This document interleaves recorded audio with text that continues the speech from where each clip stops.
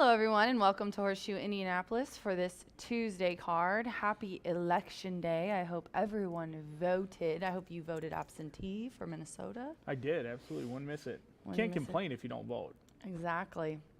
You know, I knew a guy that complained all the time and voted for the first time this year. Really.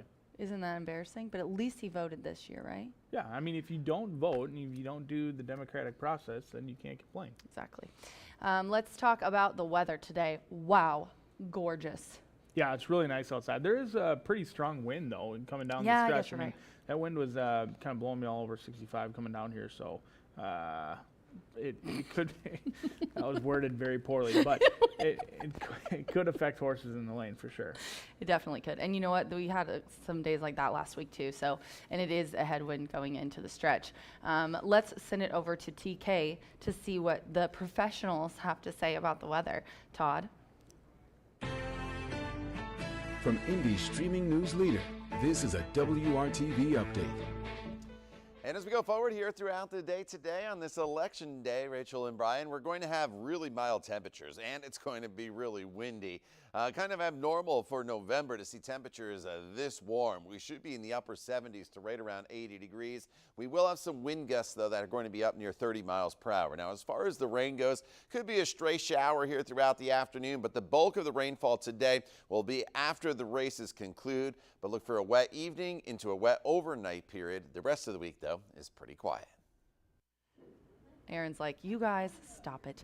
We're coming back from weather, which I completely zoned out because he said the R word, and I don't like to acknowledge it when he talks about rain. You feel me? Yeah, I mean, hopefully, it looks nicer today, actually, than it did yesterday. Yesterday was overcast, and the rain kind of came down and bothered us a little bit, but we were thankful to get on those turf races. And he did say evening, so hopefully we can hold off until we're done here today.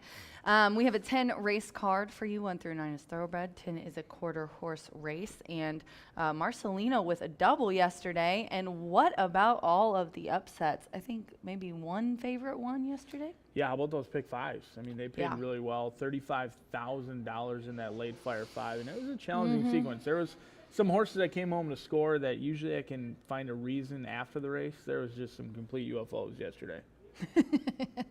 You know, I love UFOs. Let's take a look at Marcelino's double. He started in race 4 with the 12 hard mission for Anna Mia. She was really happy, and so are the connections to get this done. I love trainers that promote their horses on social media so well. Johnny Ortiz comes to mind, Anna Mia, but this one flying on the outside. 1080. Baby. That was a great ride. I mean, he got It a was. ground-saving trip all the way around the turn, was able to navigate through traffic in the lane, and really an easy win for back-to-back wins for hard mission. It was cool. Connections were pretty excited about that one in the winner's circle as well. Yep. And then race 7. I didn't know what to make of this Peter Urton trainee. I put it in my selections, but it was a first-time starter. 880 today in this race. Alston. Yeah, that was an impressive debut. Horse always had more, showed speed. The playback, though, is Brun. That horse missed the start by 10 and really rallied nicely, but Olston always had more. It looked like a race in which they could have gone around again, and the results would have been the same. Yeah, definitely. So a nice double by Marcelino. That is his 13th double of the meet. So congratulations to him on that double. This is, are we sharing these right here? No, I read mine before I come down and memorize them, so I don't need the notes. It's the biggest lie ever. Let's talk about Veterans Day. I just got a text from Louis Rabot, and he was like, "What day is the Veterans Day pick 5?" I was like, "It's on Veterans Day, bub." Veterans Day, yeah, on that Monday. makes But he's sense. traveling, so he said to be nice to him. So I will endeavor to do so. But we've got a lot of big names that are going to be putting in tickets there for Veterans Day. Yeah, some big pick 5 tickets, and all going to a great cause as well. The HVAF, excuse me. They do a lot for veterans, and certainly a great connection that we have here at Horseshoe Indianapolis. So certainly one you want to tune into. A lot of pick 5 tickets will be on your screen, and something to take a look at is how everyone opts to go about their business with their pick 5 tickets. I always find it intriguing, the strategies that are deployed. I know you don't like to find a single. I prefer to find a single, but it'll Most be people interesting do. to I'm see how weird. most people play it out. I feel like I jinx myself. Like if I bet on a race or if I have to give out a ticket, I literally won't watch until the replay because I feel like if I watch, I jinx it. So if I bet a single, then that won't Well, you win. can't watch because you're so busy doing everything Oh my around here to God, I help make know. the track operate, right? Yeah, I'm either typing scripts or calling people for sponsorships or Yeah, it's nonstop. Doing interviews next week, a lot of interviews. don't remind me. Final day of racing. Speaking of which, great segue, Brian. It's like you're a professional of all my interviews. Jimmy Mack's going to be here Veterans Day. He's going to be here for the final day of racing, and we are going to have the Miss Indiana Futurity or Miss Indiana and the Indiana Futurity. So stakes on closing day added to the already fun leading everything. And we moved it up an hour. Oh, Our yes. post time changed probably because we're going to have 15, 16 races, right? It's going to be a true marathon. That's why we moved it up. Is that what he said? Seriously? No, I have no idea. I don't know. He It does was dark that when, awfully early yesterday. yeah, but maybe he for does those that turf either races. because of that or to stay off of another track. And I would gather it's probably because he wants to try to run the turf until the closing day. We will be running very nice segue as well, Brian. It's like you came prepared today, and it's not your first day back. It's your second day back. Shook off the ruts 110. yesterday. Yep. Yeah, I just had to dust them cobwebs off, baby. We're going to have a 110 post Monday, Tuesday, Wednesday, and Thursday of next week for closing week. A little bit earlier, set your alarms to remind yourself, Rachel, I'm talking to you, that we will be running at 1:10 p.m. on Monday, of Veterans Day. Very excited for closing week. It's going to be fun. So you know that wire to wire can't start at 1:50 Oh, it can't? that week, Are you right? sure? No. Okay, so it It'd needs have to to start at start. like 1 Yeah. at least. Yeah. I mean, Okay, bare minimum. preferably before. Preferably before that. All right, we'll see what I can do. I'm not going to make any promises. Being on time is against my religion. Let's talk about race 5. What are your selections in the 5th race? I'd like to go over this filly and mare 3-year-old nut maiden special weight. Chef B, what up, baby? A mile and a 16th on the grass. The one's out of here. Edgar's not here, so we have to wait for the jock on the 6th, and the AE did not draw in. Who do you got? Yeah, 1, 3, and 13 are out of this race. I thought it was a long shot race. I'm going to go with Onda Brava. The 3's out of here, 20 to too? 1. Yep, 3 is out as well. Onda Brava, Evan Roman, he's been elite here recently. And I think this horse had a troubled trip last time out. It was Alvin Jimenez was aboard. They got shuffled back all the way on the mid-turn. Ultimately, it was a terrible trip. Now the horse stretches out today. I think it's a good race. The favorite, Brennan Walsh, Machado, and Godolphin, they're certainly likely to win this race. However, they're going to be overbet. This horse looks like 4 to 5, 3 to 5 on paper. I think it's a great race to go long shot hunting with some 3-year-old fillies all looking for their first career victory. And if you are looking for a long shot in that race, the 8-1, 11 at 8-1, Queen of the Rodeo. A nice little tidbit from Tammy. This is the first foal of a graded stakes winner. She is out of Berned. I think that Berned. We'll go with that. Who made nearly $500,000 during her career, and she was sold as a $500,000 yearling, and then resold as a broodmare for $825,000. And Queen of the Rodeo was a $575,000 yearling.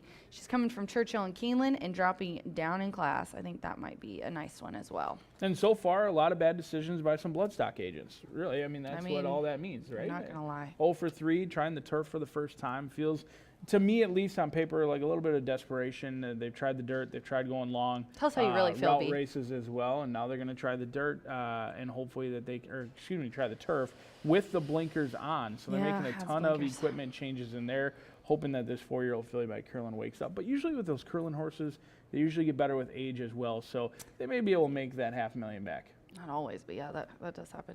Let's go now to the 8th race, where we find a lot of first-time starters or second-time starters here in this race.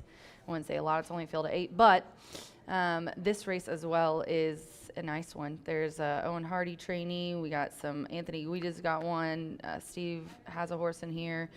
Tony Cunningham has a first-time starter. What'd you see in this race, B? I think the 2 is going to be bet heavily, and that's a race you certainly want to follow the tote board on with Malam County. For the Asmussen Gangs, Eric rides for his Hall of Fame trainer father, Steve Asmussen, a 2-year-old filly. By Justify, they paid $675,000 at the sale. Certainly a high sales price, but debuting kind of late in the year, November 5th in here with the Bug Boy aboard, has been training consistently over at Ellis. Ellis maiden special weights are a little bit higher purses. They likely could have debuted over there, and I don't see very many handling from the gates, which this one drew on October 5th. So I went a different direction, actually. I'm going to try McLean's Lullaby, a horse with experience in here, albeit that experience hasn't been that rewarding, at least financially thus far, with the best finish on debut, a 6th place finish, but I think that's been against much tougher competition today, and I think McLean's Lullaby with an experience edge and a favorable post draw gets the job done. Yep, let's go look back at 2, which you mentioned at the very top of it, Millen County. Another nice note from Tammy and some info about that. First-time starter, $675,000 yearling, and graded stakes place mare. Millen is her brood mare, half-sister to 2-time Breeders' Cup champion Rushing Fall and winner of nearly $3 million. So why don't you like Millen County? I left it out. I like, you know what? I told you, this horse right here, or I've told you this before. Okay. The equine edge numbers, the strength ratio, the GSR, gross strength ratio, and then the breeding percentage that they have on there with first-time starters. He had one of the lower ones, but the 6 had a long one, and Manny's been hot, and this horse is in way easier. So, and second time has at least a race under his belt. I thought maybe this one would be a good long shot since it's been mainly long shots, and it's a baby race. You never know what's going to happen. All valid points. Yep. Oh, I do like the 8. I put that one in there. I normally don't leave out Eric. And Keith and Eric, both great guys. Very excited to see where their careers will go. We're going to get out of here so that you can come back and talk about your early pick 5 ticket. Sounds good. How do you like the sequence today? I think again it was challenging. I mean, I think all those turf races on the front end of the card make it. Oftentimes, I do feel like the late Fire 5 provides a little bit more value. Sometimes there's more entries in the late Fire 5, but today with those 3 turf races all in the early pick 5, it could be balloons early on. That's right, ladies and gentlemen. All right, we're going to take a quick break, and we'll be back with B's early pick 5 ticket. Stick around.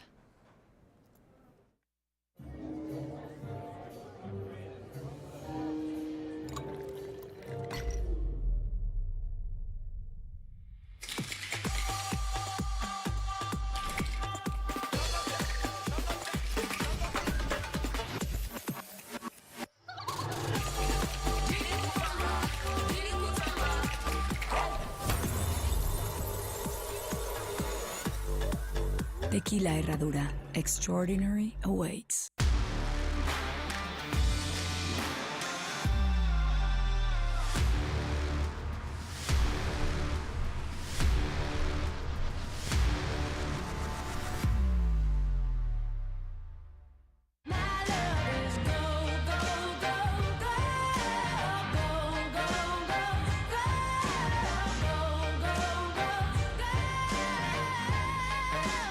Corbel, make it gold.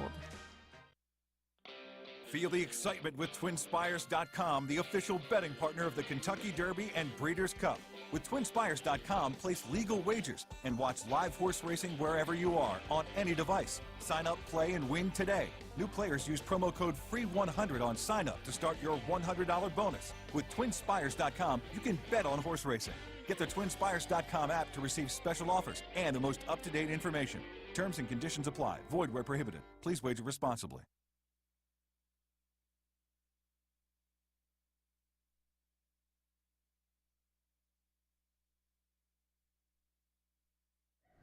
Welcome back to the second half of Wire to Wire on a beautiful Tuesday election day. Hopefully you've made your way out to the voting booth, or we'll make a bunch of money here at Horseshoe Indianapolis and then head on out to cast your vote today, as we certainly always appreciate that and would recommend that. A 10-race card today, 9 thoroughbreds, 1 quarter horse race on the back end, and we've got some turf action coming up early on in the card. 3 out of the 5 races in this early pick 5 are all going to be on the turf, and we will waste no time getting on the turf. 20 minutes from now, currently a firm turf course at rail setting at 0. Let's take a look at this early pick 5 sequence as we'll go through it together. A mile and a 16th, scratch number 9, Ice Express out of the opener. I found this to be a pretty challenging race. It looks to be wide open on paper. In my opinion, I think there's potentially opportunities to find some value. Do note I did use number 6, Looney, 20-1 morning line for the Lauer gang. They own, train, and bred this 4-year-old who is winless on the turf, but only 2 starts on the turf. So when you see a horse who's 2 for 21, a lot of concern can be that the horse doesn't necessarily love to win. While that may be true, hasn't been beaten much on the turf course and has run sneaky good when they did try the turf, as has Classic Express, favorably drawn on the outside for Gennaro and Manny, who had a couple of wins yesterday, look to keep that pace going in there for those 2. In race number 2, we kick off the 15% takeout pick 4, scratch number 2, Gio's Baby Girl out of this event. And this is a race, really no separation going to be created here. 1, 3, and 6, in my opinion, very difficult to separate any of those. It's not ideal going 3 deep in a 5-horse field, but that's the way it played out. I found it challenging to really identify who's potentially going to come in with the best form. I think In Just My Heels may go off favored. However, after a dominating win, it's never ideal to go to the shelf for 3 or 4 months, and that's exactly the case. Hasn't been seen since August 5th. Comes back with some question marks, but if In Just My Heels runs back to that last race, they could be a live winner in here. 1, 3, and 6 as we kick off the pick 4 in race number 2. Race number 3, maiden special weight in here. We'll go back out to the turf course. I'm going to use 2 horses I fancy most, the 4 and the 6. 1 Improbable. Chris Landero sees fit to come for what I believe is his lone mount of the day here at Horseshoe Indianapolis. He got in the car, drove in for Ken Black.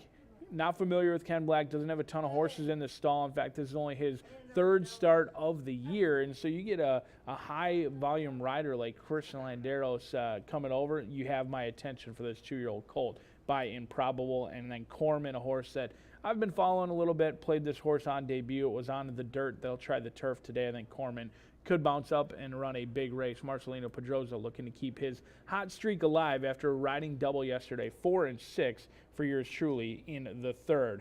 Race number 4, 6 furlongs on the main track. This will be where the single will come in here. Scratch number 1, Maybe Lucky and Wild. The 8, Night Kiss, brings in very good form. A 4-year-old filly who's won 3 out of her last 4 starts, and those lone defeat was a tough look second. I think Night Kiss is the horse to beat in here, no doubt about it. A 6-time winner from 20 starts. Gets pace to chase, and another hot rider has been Deshaun Parker. He picked up another winner yesterday. He had 16 wins in the month of October, and now he's 16th overall in wins for a riding career. Very impressive resume that he's put together over many years, and he has been trending in the right direction in here. We'll see if he and Night Kiss can team up for the 4th win in the last 5 starts. I am all about Night Kiss.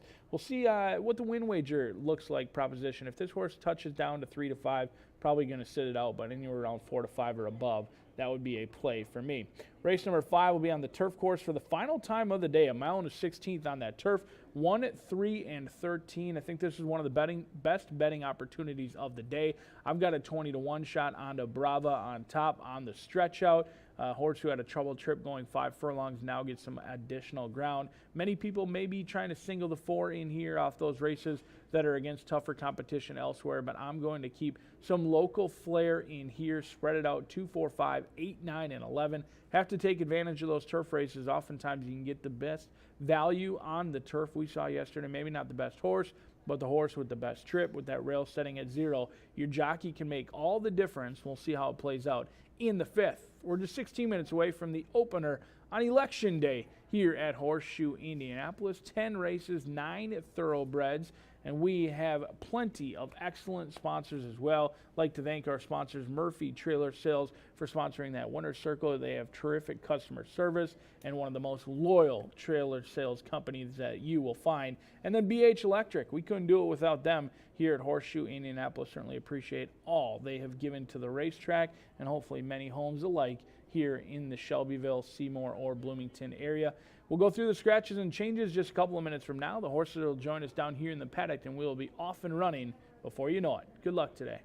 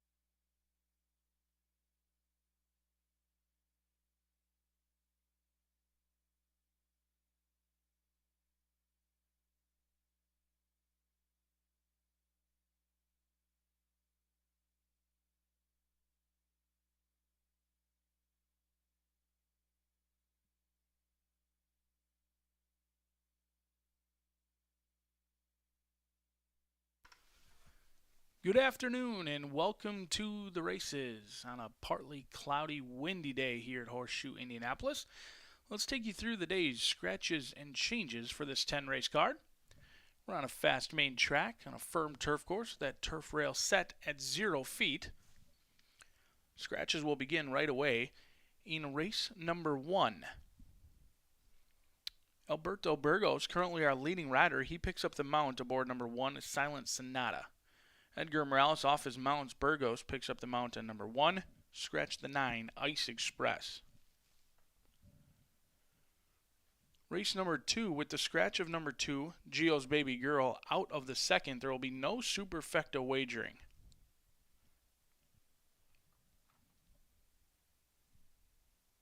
In the third race, there was an owner correction. Paradise Equine Farm, along with Bradley James Clevin and Sharon Clevin, for Paradise Equine Farm, the owner of One Improbable. In the fourth, on the main track, scratch number 1, Maybe Lucky and Wild. Number 5, No Joking Matter, will be 1 pound overweight. In the fifth, our final turf event of the day, scratch 1, 3, and 13. 1, 3, and 13 are out. Number 6, now ridden by Jimenez. Jimenez picks up the mount aboard number 6.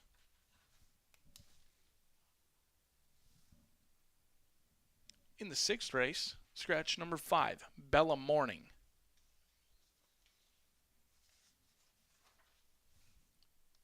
In the seventh race, number 2, Son of a Gray, is a first-time gelding.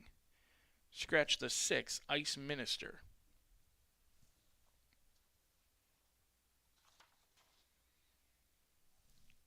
In the eighth race, your final pick 3 opportunity of the day, number 2, Malam County, will be 2 pounds over. Ownership correction on number 4, Lady Frost. Lance and Sally Atkins for Lemon's Mill, LLC. In the ninth race, scratch 3 and 10. 3 and 10 out of the ninth race. Number 9, ownership correction. Materio Rodriguez owns number 6, Destiny's Darling. Number 8, My Angelica, owned by Javier Martinez for Sierra Forms, LLC. And number 9, Economic Hangover, 2 pounds over. In the 10th race, few overweights to go over. Number 1 will be 3 pounds over. 3, 5 pounds over. 7, 5 pounds over. 9, 3 pounds overweight. Scratch all of the also eligibles, 11, 12, 13, and 14, now out of the finale. Horses have joined us down here on the paddock. Again, we're on a fast main track, firm turf course, and we are set to kick off an excellent Tuesday of racing here at Horseshoe Indianapolis. Good luck.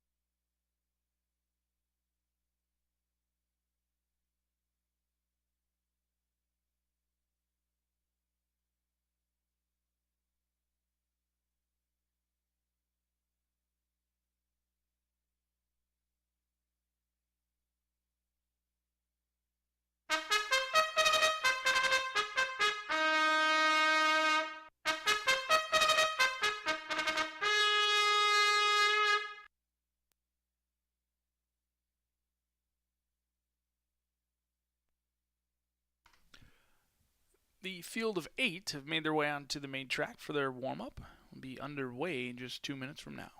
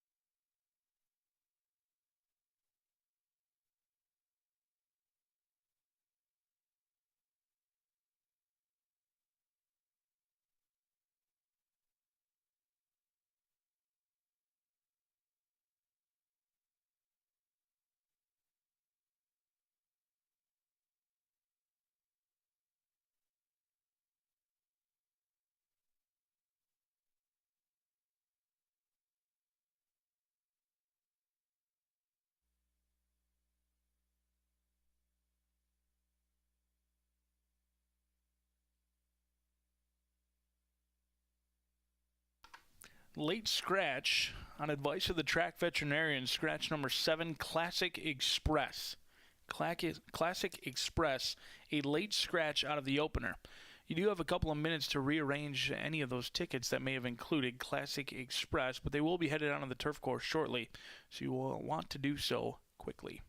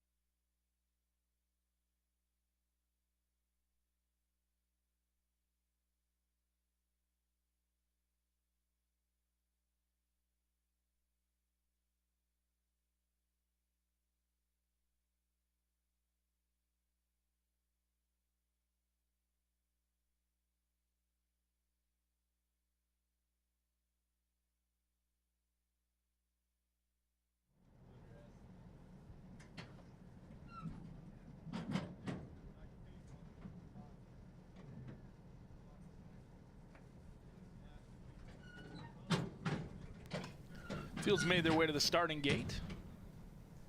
Loading professionally. Just a few back.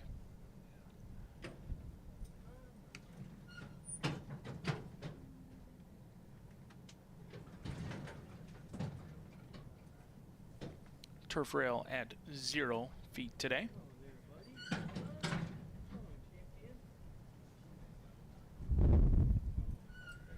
Looney and Tour the Moon will be last to load.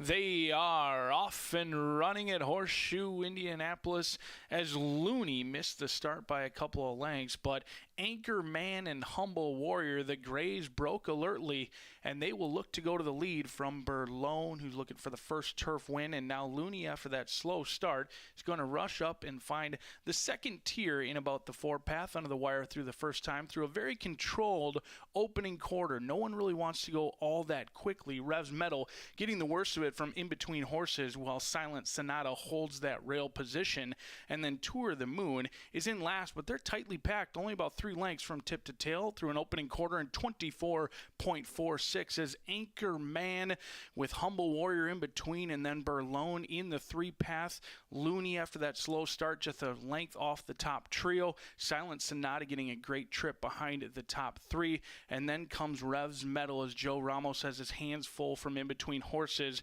and now Tour the Moon about 3 lengths behind. Revs Metal through an opening half mile in 49.16. Anchorman still well held by Andres Calea.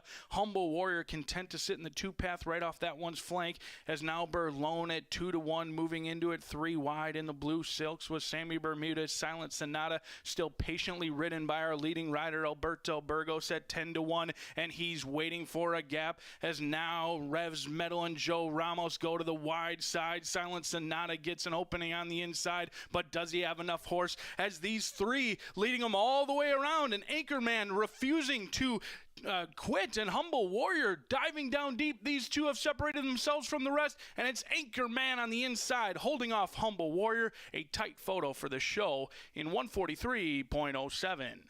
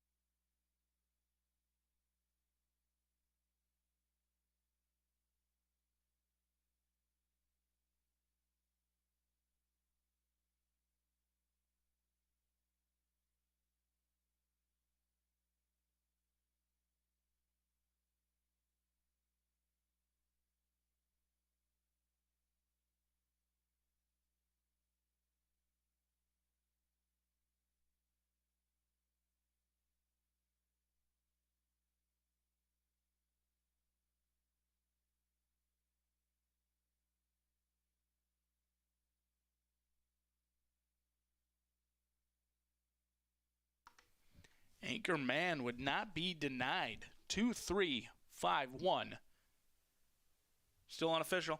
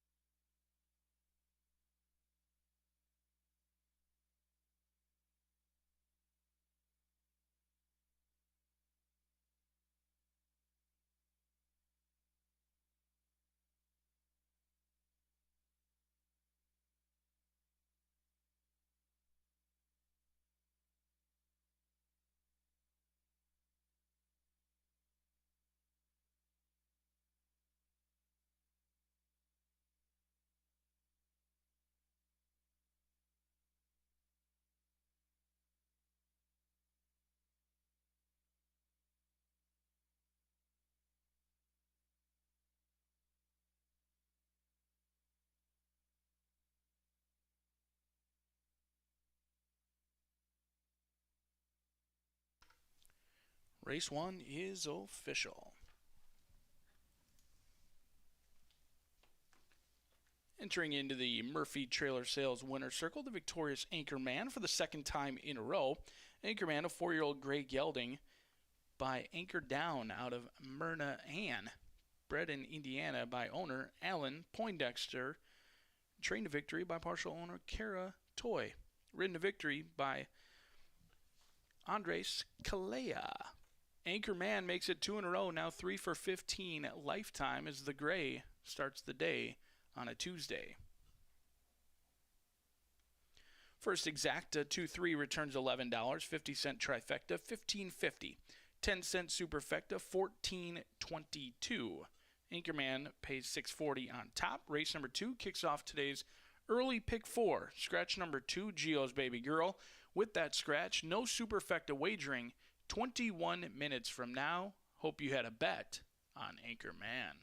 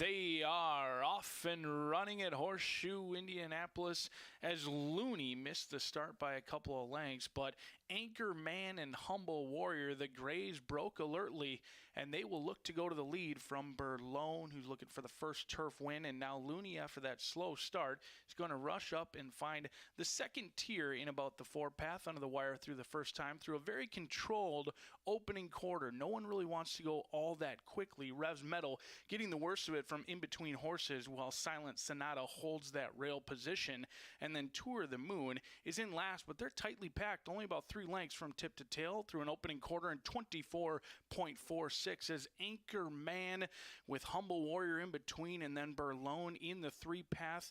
Looney after that slow start just a length off the top trio. Silent Sonata getting a great trip behind the top 3, and then comes Revs Metal as Joe Ramos has his hands full from in between horses, and now Tour of the Moon about 3 lengths behind Revs Metal through an opening half mile in 49.16. Anchor Man still well held by Andres Calea.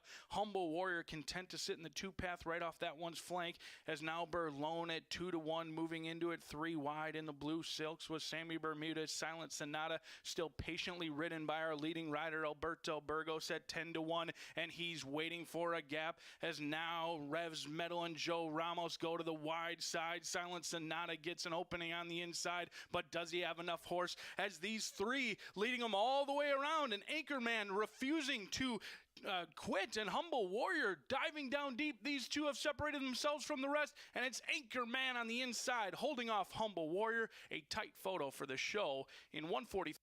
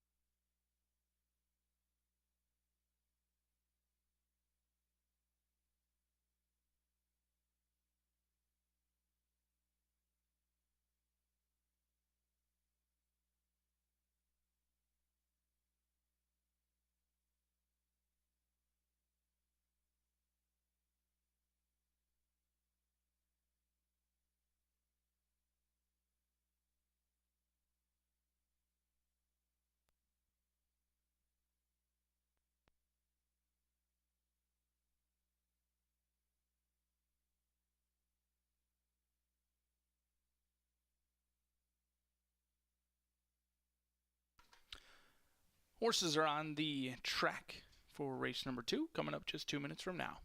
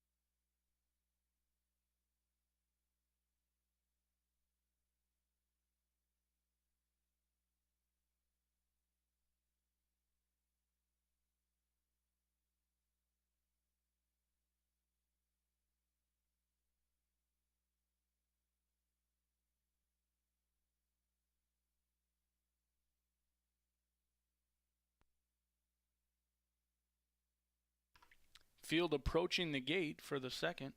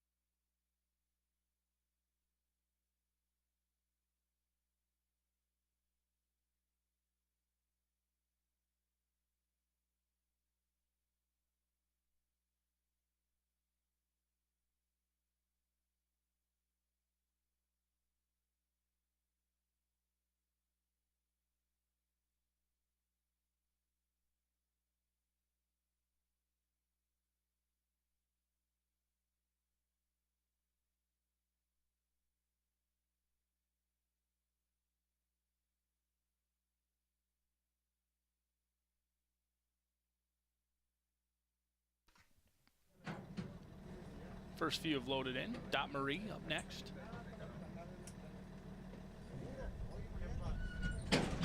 Waiting on 457 and Inventing.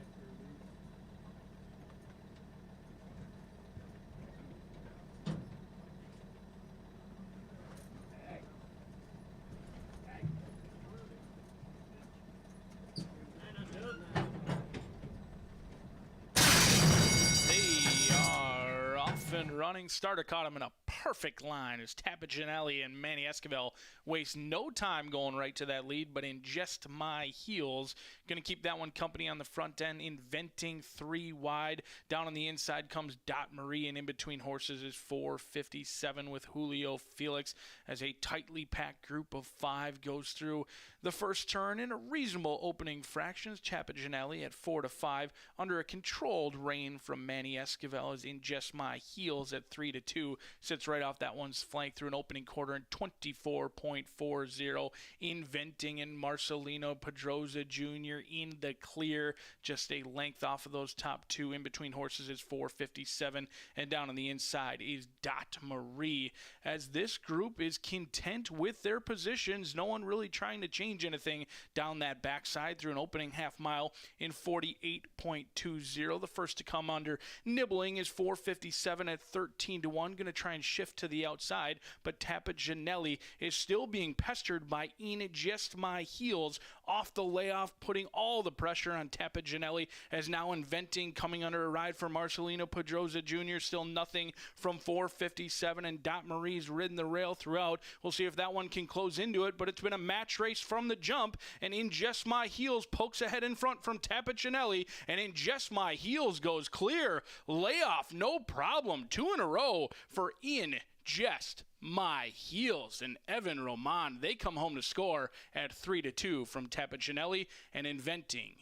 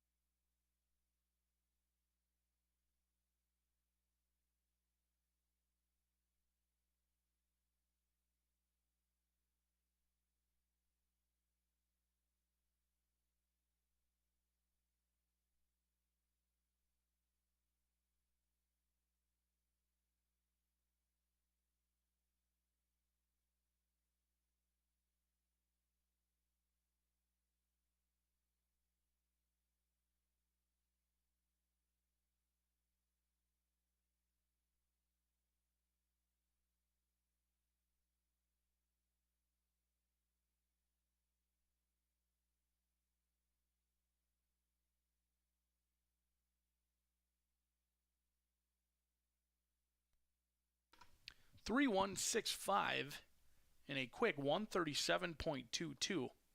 Impressive 2 in a row for In Just My Heels.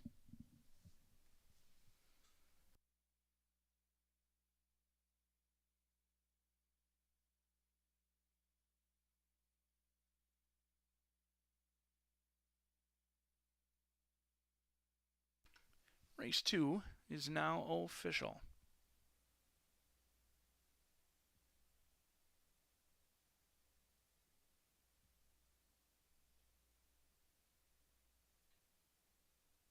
In Just My Heels, undefeated at Horseshoe Indianapolis, a 3-year-old bay filly by Midnight Loot out of High Heels, bred in Kentucky by Anita Colley Breeding, LLC, trained to victory by Ron Moquette, owned by Anita Ebert Racing, LLC, and ridden to victory by Evan Roman. In Just My Heels returns $5 on top. Exacta 3-1, $4.30. 50-cent trifecta 3-1 and 6, $6.20. First daily double of the day, $14.30. We'll be back on the turf course for race number 3, 23 minutes from now. No scratches, no changes in the upcoming third race.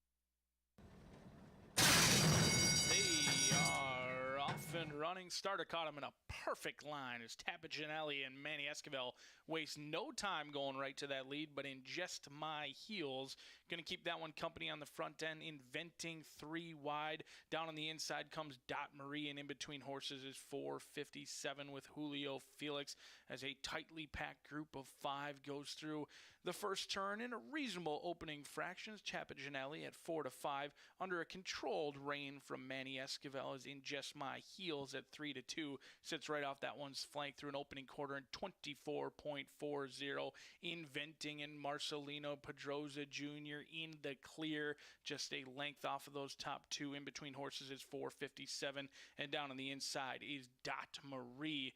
As this group is content with their positions, no one really trying to change anything down that backside through an opening half mile in 48.20. The first to come under nibbling is 457 at 13-1. Going to try and shift to the outside, but Tapaginelli is still being pestered by In Just My Heels off the layoff, putting all the pressure on Tapaginelli as now Inventing coming under a ride for Marcelino Pedroza Jr. Still nothing from 457, and Dot Marie's ridden the rail throughout. We'll see if that one can close into it, but it's been a match race from the jump, and In Just My Heels pokes ahead in front from Tapaginelli, and In Just My Heels goes clear. Layoff, no problem. 2 in a row for In Just My Heels. And Evan Roman, they come home to score at 3-2 from Tapaginelli and Inventing.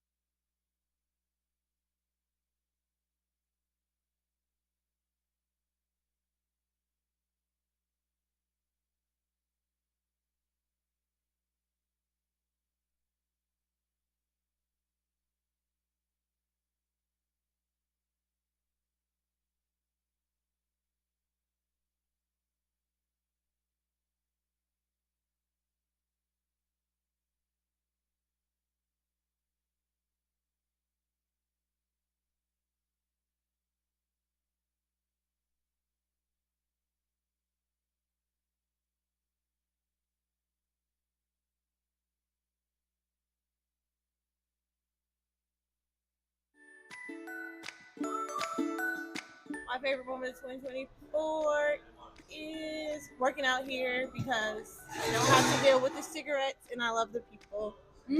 Every year, I'll be right here. I love you, Mommy. I love you too. Favorite part of 2024? Winning the Lady Foghorn. And when I beat Michelle in a race, Michelle Elliott, I was never so happy in my life. I've got a lot of favorite memories from 2024, but a couple of my favorite ones is when I bandaged your foot up and you got 18,000 views on Twitter. And my all-time favorite moment of the year, and I'm biased, is my son singing the national anthem on Indiana Derby Day. It meant the world. Most definitely the day that Tim DeWitt fixed your foot because you got a cut on it and you got 18,000 viewers on Twitter. My favorite moment of 2024. Oh, it's easy getting married. Oh, I love that. Yeah. When Rachel said I'd win a race, and I did. That was fantastic. Ray and Ray, back together. Ray and again. Ray. We're back.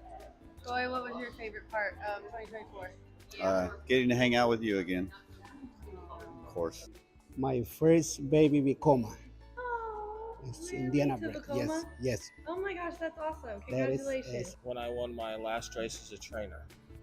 My first race. Your first race back as a trainer? Yeah. That's a good one. Yep. We're glad you're back. Thank you. I'm glad to see you.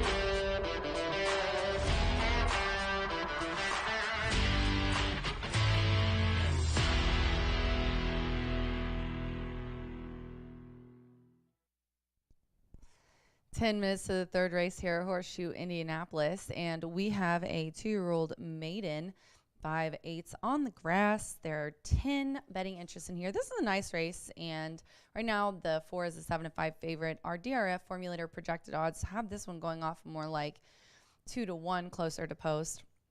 Corman is my top selection, though. The 6 is 4-1, sitting on the tote board.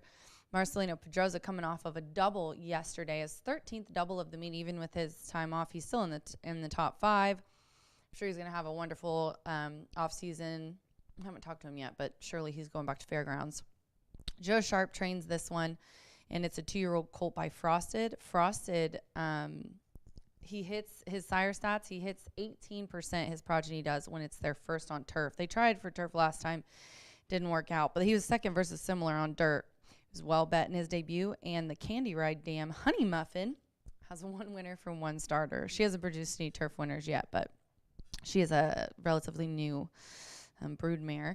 And then I'm going to go to the 4, and that's 3-2 now on the tote board. 1 Improbable, and I can't say I blame you guys. I like the 18% first on grass stat a little bit more.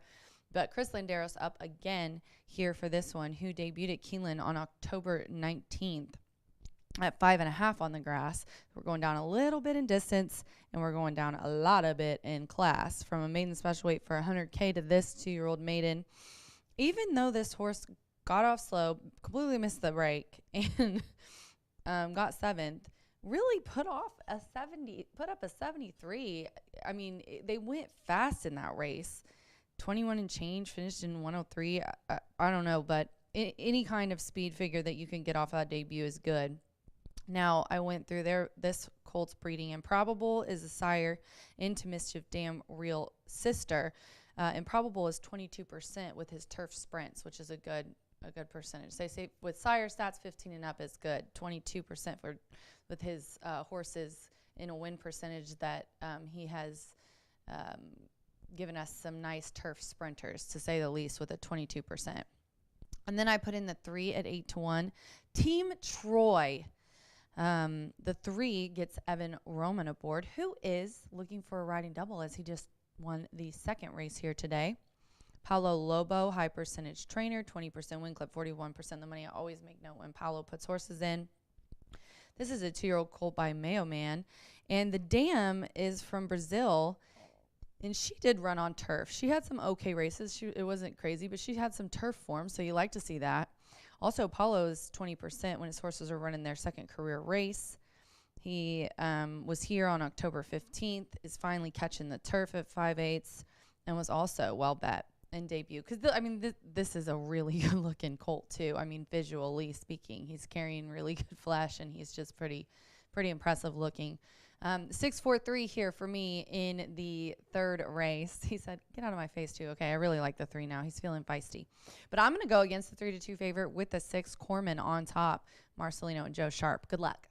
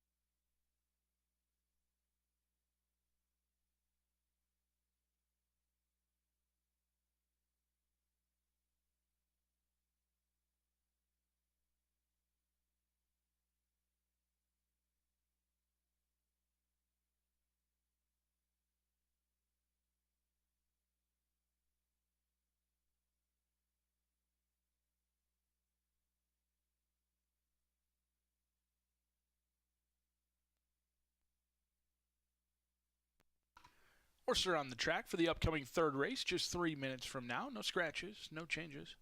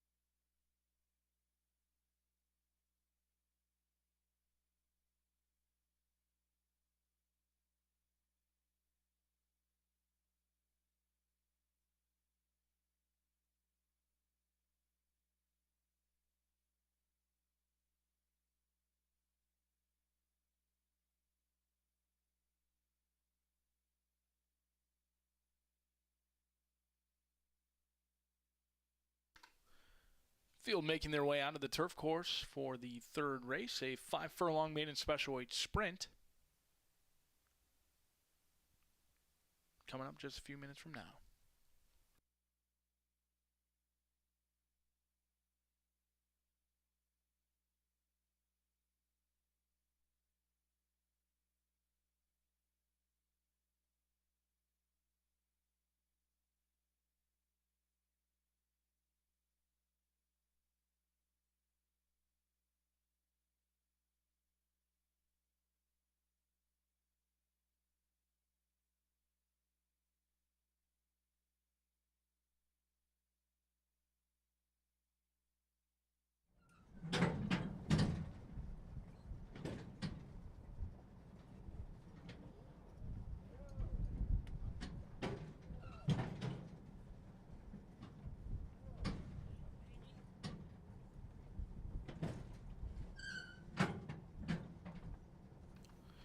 Loading process has begun.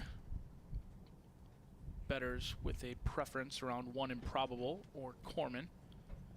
Both of them co-favored right now at 2-1.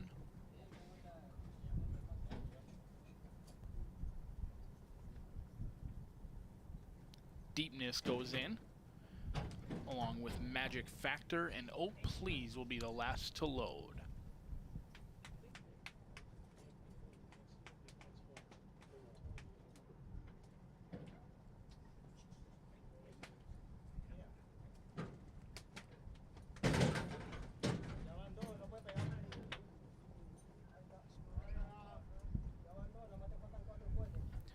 Fernando de la Cruz dismounts. Magic Factor will go in riderless. Much more well-behaved.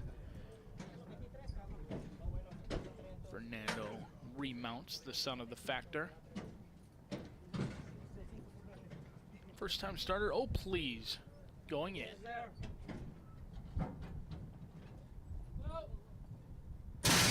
They are off and running, and missing the break was Cafe La Pax. 5 lengths slow. It's a scramble up top as Team Troy checks out of it tightly on the rail. 1 Improbable shows good speed alongside Magic Factor, reluctant to load but quick away from the starting gate. In third comes Case Ace, then Team Troy recovering after checking so slightly on the rail. Now Oh Please moves up in the 4 path. Corman gonna wait for room down on the inside. A recovering Cafe La Pax moving up in between horses. After that comes RJ dancing on air in the turf debut, showing nothing, and Deepness must be 15 lengths out of it as now Oh Please blows the turn, and Oh Please is out of it. 1 Improbable attacks Magic Factor on the outside, and 1 Improbable puts a nose away, but gonna have to deal with Team Troy, who's splitting horses, and here comes Corman on the outside. Corman trying to nail 1 Improbable on the line. Corman lunging at Improbable, and Corman gets the job done as all salute Corman over Improbable.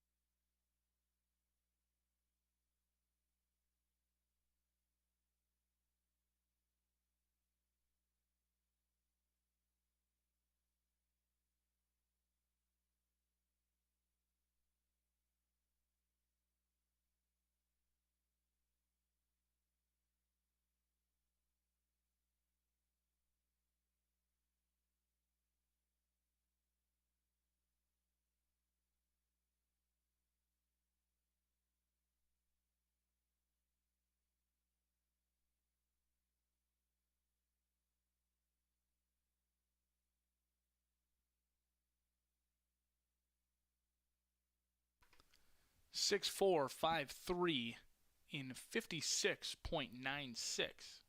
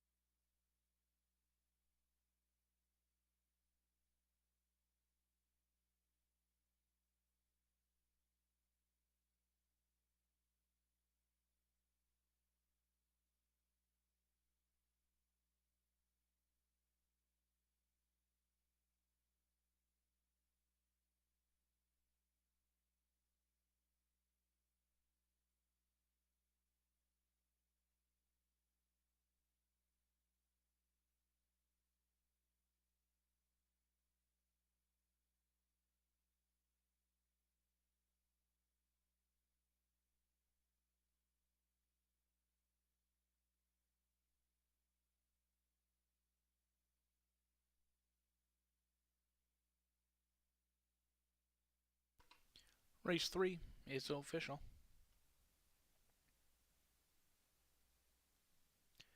After riding double yesterday, Marcelino Pedrosa Jr. picks up another victory today aboard Corman. A 2-year-old brown colt by Frosted out of Honey Muffin, bred in Kentucky by Magic Cap Stables in Indian Creed, owned by Alistar Thoroughbred Company LLC, trained by Joe Sharp. Corman at 8-5 stops the clock in 56.96.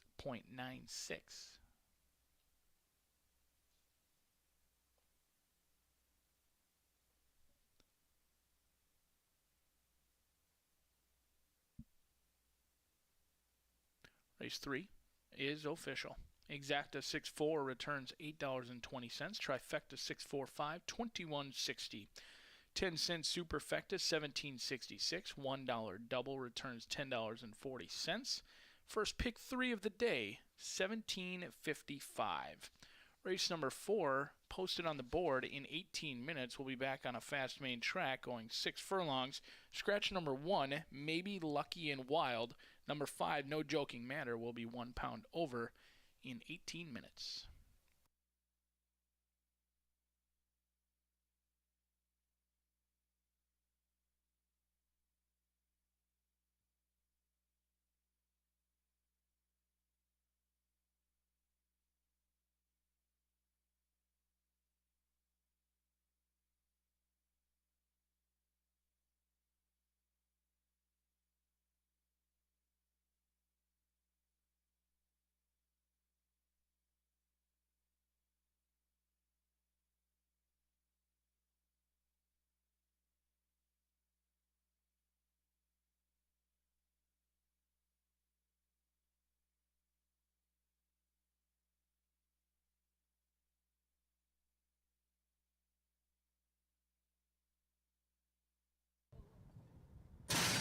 They are off and running, and missing the break was Cafe La Pax.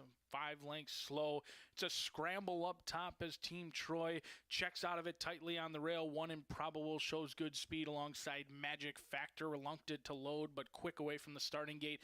In third comes Case Ace, then Team Troy recovering after checking so slightly on the rail. Now, Oh Please moves up in the 4-path.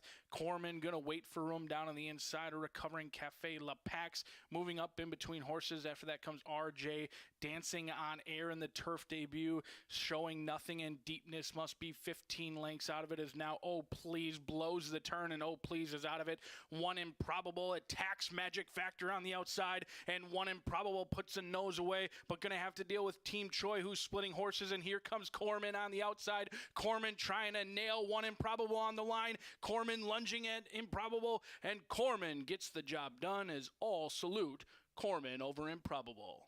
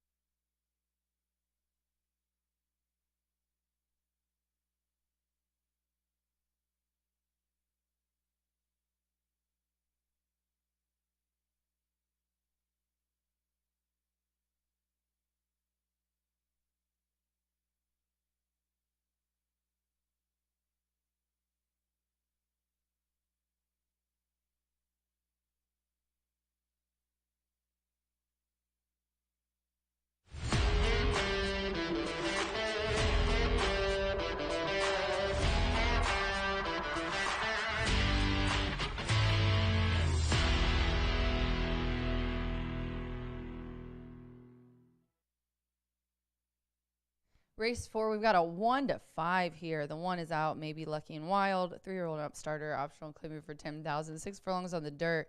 Night Kiss. Deshaun Parker had an excellent October. He's on the upswing, headed to Fairgrounds this winter. And I'm assuming him and Marceline are going back. I should probably go down there and ask everybody where they're going. But love to see this. 16 wins at Horseshoe just in October. There were 18 racing days. Thursday, October 31st, was his last one for the month. And now he has 6,176 wins. And now he is 19th all-time winningest jockey. So Deshaun up here for Tom Medina.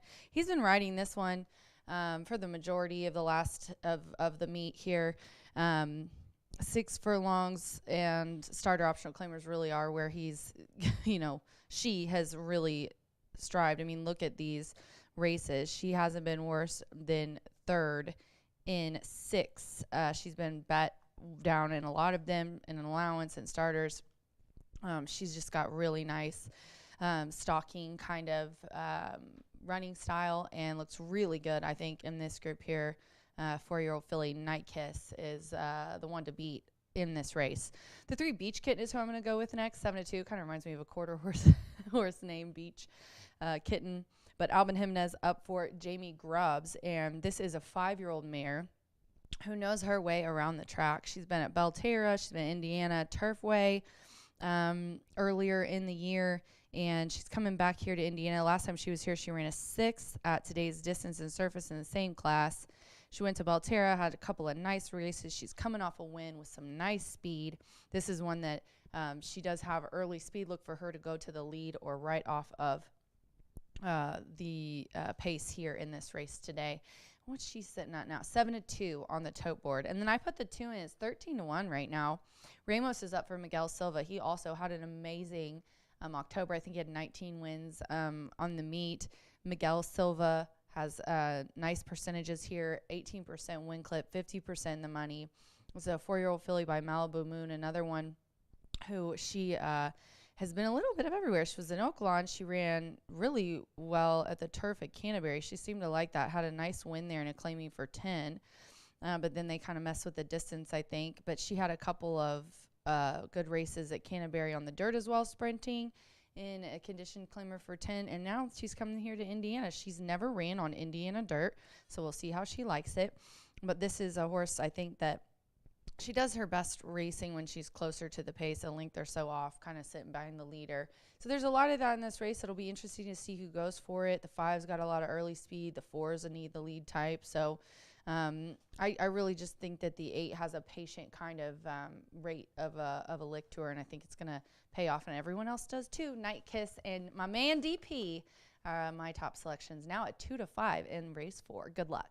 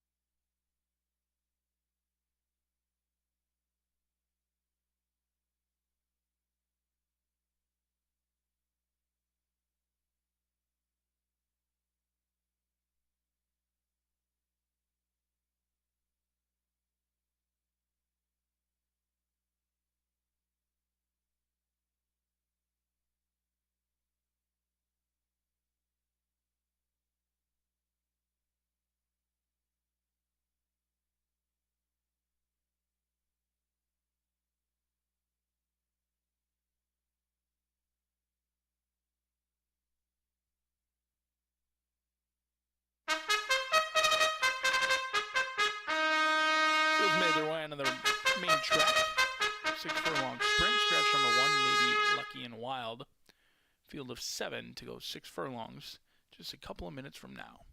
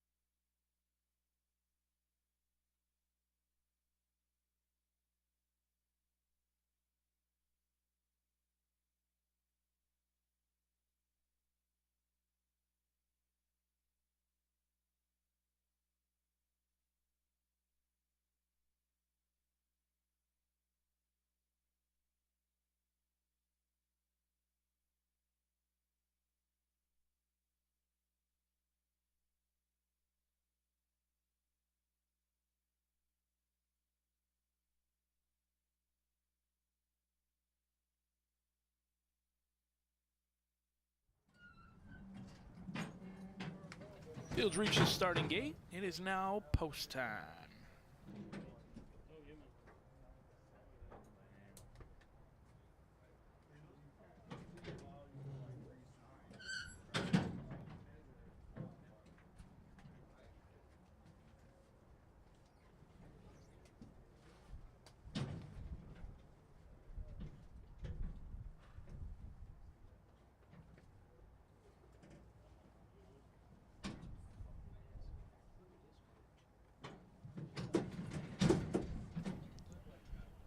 Go Stormin' Girl. Bit ornery loading the gate.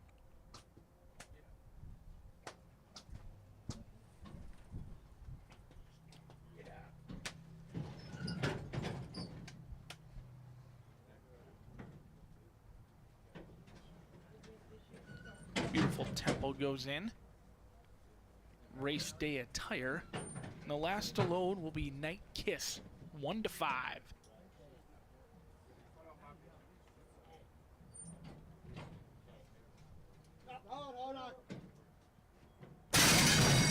And they're off. Just like that, beautiful tempo goes looking for the lead. No joking matter, asked to show speed. Go Stormin' Girl breaks alertly. After that comes Race Day Attire sitting in the 4 path at this point. Night Kiss and Deshaun Parker a length off those top 2. Then it's 3 clear to Chaparita along with Beach Kitten the Gray. As No Joking Matter at 40 to 1 goes a length clear from Race Day Attire. Go Stormin' Girl makes her way down on the inside through an opening quarter in 22.04, and Night Kiss and Deshaun Parker are on the move as Beach Kitten sits in 5th. That's it for Beautiful Temple, who's going back to last, and Chaparita, the Canterbury shipper, has a lot of work to do at the top of the lane. Night Kiss at 1 to 9 goes right up to the throat latch of No Joking Matter as Race Day Attire waves the white flag, and Go Stormin' Girl is still battling on, but Deshaun Parker now puts away No Joking Matter, and Deshaun Parker clear by 2, by 3. It's Night Kiss and Deshaun Parker as they make it 3 in a row, and Night Kiss at 1 to 9 pays the people. The exacta goes to Go Stormin' Girl with Beach Kitten in 3rd in 110.19.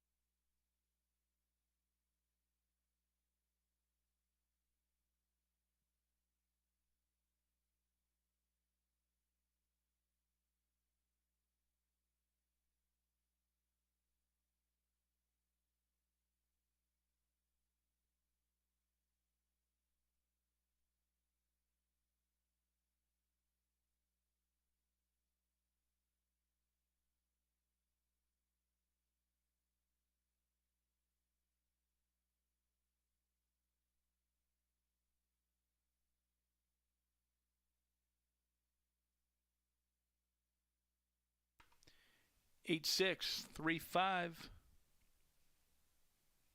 Still unofficial in the 4th.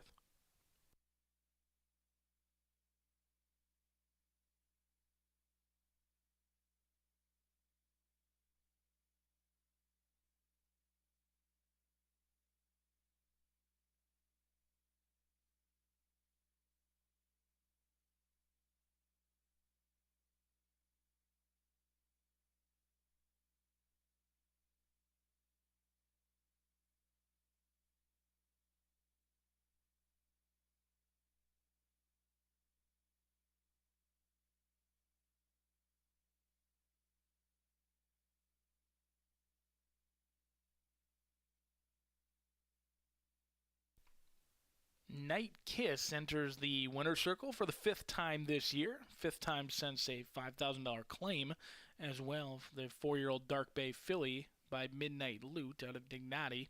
Bred in Kentucky by Bonchance Farm, LLC. Trained to victory by Tom Medina. Owned by Blanca Salazar and ridden to victory by Deshaun Parker. Race number 4 remains unofficial.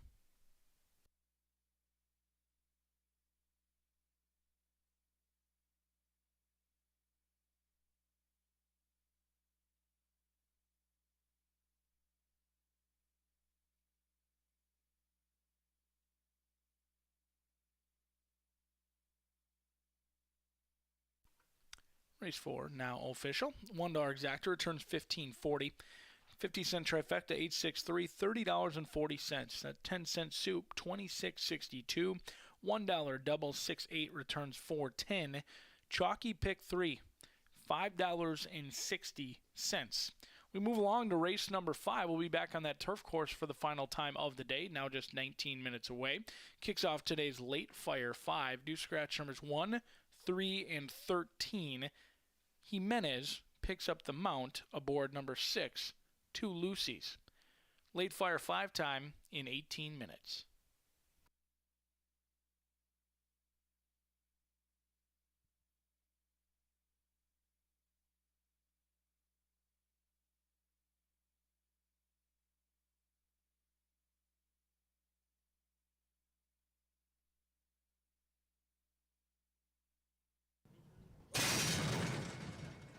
They are off and running at Horseshoe Indianapolis.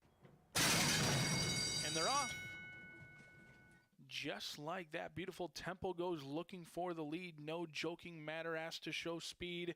Goes Stormin' Girl, breaks alertly. After that comes Race Day Attire sitting in the 4 path at this point. Night Kiss and Deshaun Parker a length off those top 2. Then it's 3 clear to Chaparita along with Beach Kitten the Gray. As No Joking Matter at 40-1 goes a length clear from Race Day Attire. Goes Stormin' Girl, makes her way down on the inside through an opening quarter in 22.04, and Night Kiss and Deshaun Parker are on the move as Beach Kitten sits in 5th. That's it for Beautiful Temple, who's going back to last, and Chaparita, the Canterbury shipper, has a lot of work to do at the top of the lane. Night Kiss at 1-9 goes right up to the throat latch of No Joking Matter as Race Day Attire waves the white flag, and Go Stormin' Girl is still battling on, but Deshaun Parker now puts away No Joking Matter, and Deshaun Parker clear by 2, by 3. It's Night Kiss and Deshaun Parker as they make it 3 in a row, and Night Kiss at 1-9 pays the people. The exacta goes to Go Stormin' Girl with Beach Kitten in 3rd in 110.19.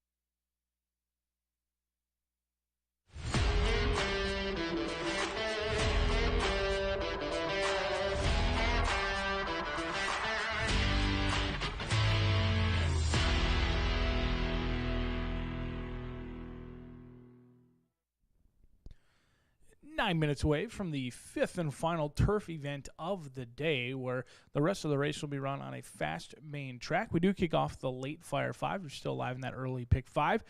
Don't expect to win too much money, but congratulations to you through navigating through those first 4 races. We'll see if we can't find some value along the way with this late Fire 5. Scratch numbers 1, 3, and 13 out of this upcoming turf event. A mile and a 16th in here for 3-year-old fillies and upwards, all looking for their first career victory. And I happen to fancy a little bit of a long shot. Anda Brava in post position number 5. Evan Roman looking for a riding double. He's already visited our winner's circle and gotten his photo taken today. This 3-year-old filly by Uncle Mo is 0 for 8 in the career with 6 of those starts coming on the turf course. Now that's the bad news. A horse who's already 0 for 8, 0 for 6. However, the good news is she's never tried 2 turns for Bonchan's Farm. They've already bred a winner today as well, and this 3-year-old filly by Uncle Mo, I think she can handle some more ground. She had shown speed. She's done a little bit of everything. She's been tactical despite still being a maiden. She's been willing to pass horses or show good gate speed, and I think if you have speed going 5 furlongs, you will certainly have speed going a mile and a 16th in here. So Evan Roman will certainly have his options with Anda Brava, who exits a disastrous race. This horse had no racing luck last time out. They were in a good spot, checked, shuffled repeatedly. You truly have to draw a line through that last race. We'll see if the stable male can get the job done. Cut in half right now off that morning line, 20-1, currently 10-1 on the board on Anda Brava. But going to have to deal with the heavily backed favorite Navarra for Brennan Walsh, Luan Machado in the Godolphin Silk. So homebred for them, a 3-year-old filly by Speightstown, who's 0 for 6 with 4 second and third place finishes. Recently back-to-back third place finishes over at Ellis Park as well as Kentucky Downs. This will be the 5th different racetrack the last 5 races. Navarra has gotten accustomed to being in the back of a trailer after running in Tampa April 19th and Churchill, Ellis, Kentucky Downs. Has been given some time off, has been given about 2 months rest, should fire fresh, but concern that this horse is 7-5 on the board and has already been the beaten favorite 3 times in her career, but should be noted that she gets a ton of class relief in here. Her last maiden special weight event, $180,000. The purse today, a generous $43,000. So plenty of class relief for the Godolphin homebred Navarro, who is the horse to beat, but probably not the horse to bet. The value could be with Stay Lost, a 14-time maiden in here, 4-year-old filly by Bernardini for Two Hearts Farm.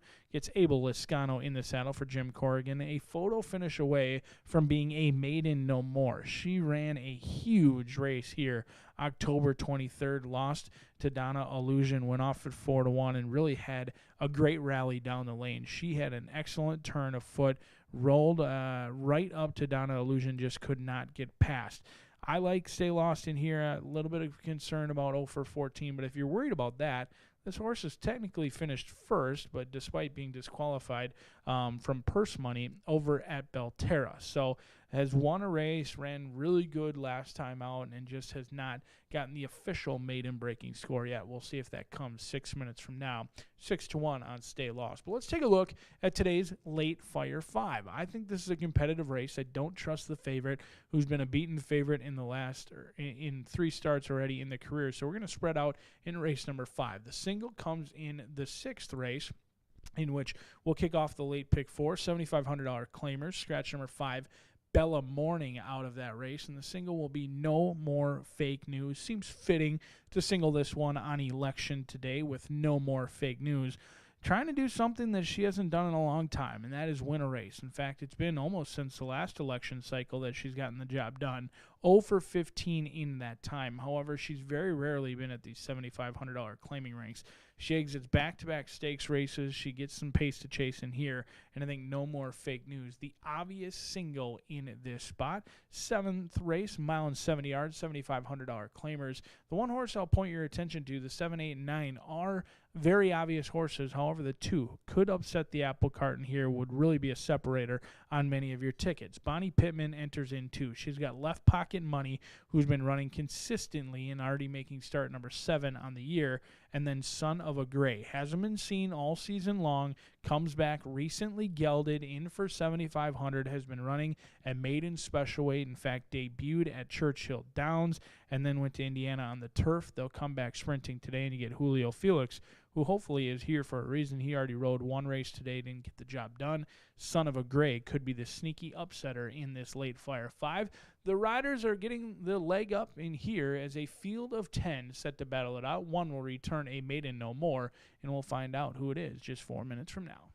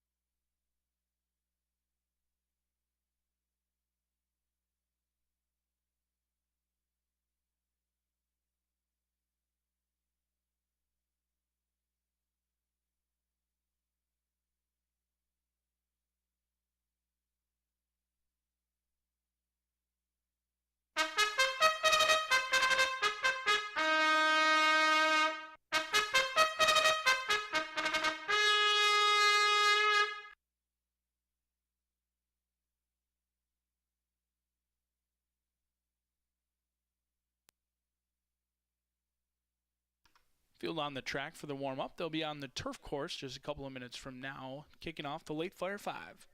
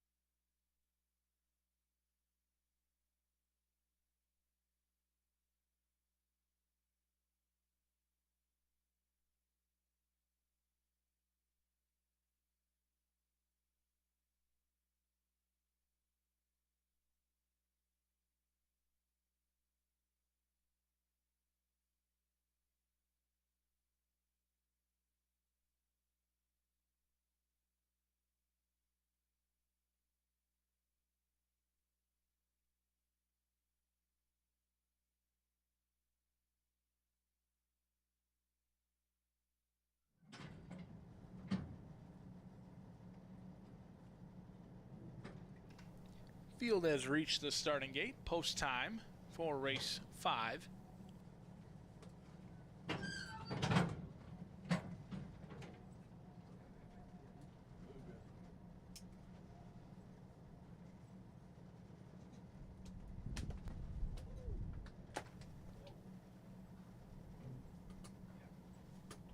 Miss Sedona goes in.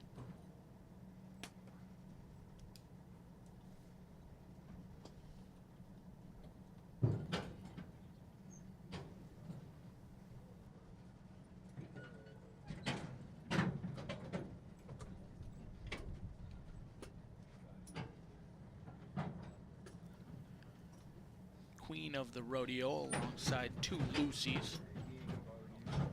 As the clouds rolling into Shelbyville.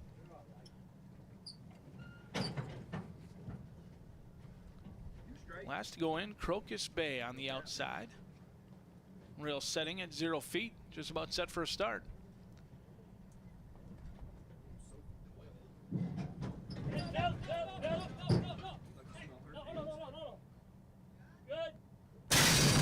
They're away and running on their 1.16 journey.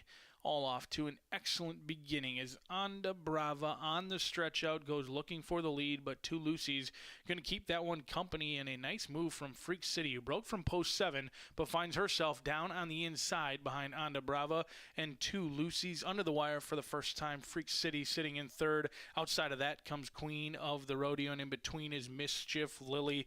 Then down near the inside is Navarra, along with Stay Lost and Ribakina into the 3-path into that turn, and then Miss Sedona and Crocus Bay can see them all through a controlled opening quarter in 23.94 as 2 Lucy's goes right up to the throat latch of Onda Brava, and the 2 long shots content to set the pace on that backside here at Horseshoe Indianapolis. Freak City at 99-1 sits in 3rd, along with Queen of the Rodeo through a half mile in 48.56.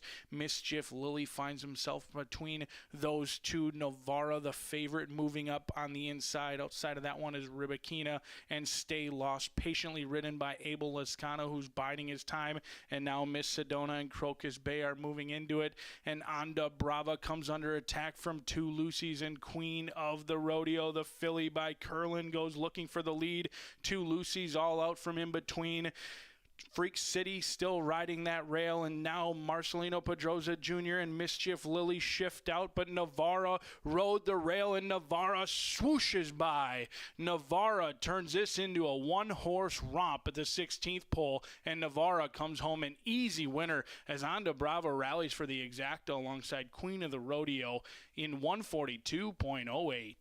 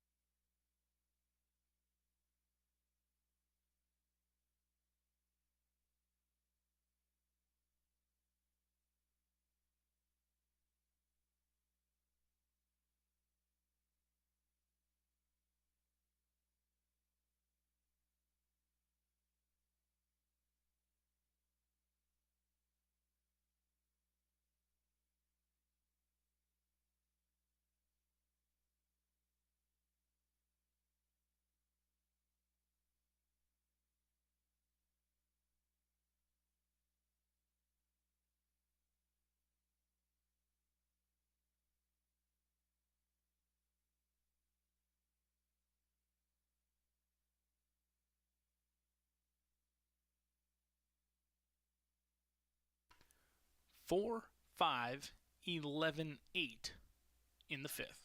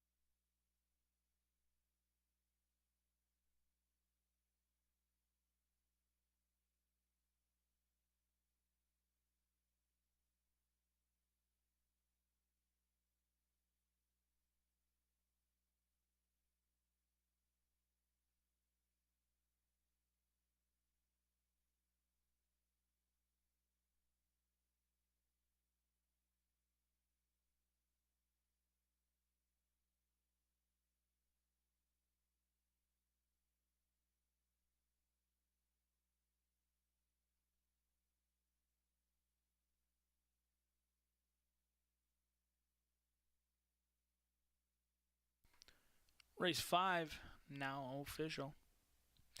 Entering the Murphy Trailer Sales Winner's Circle, the victorious Navara, 3-year-old chestnut filly bred by Speightstown out of Sentiero, Italia, owned and bred by Godolphin, ridden to victory by Luan Machado, and trained by Brendan Walsh. Navarro gets win number 1 in start number 7 and exits the maiden ranks.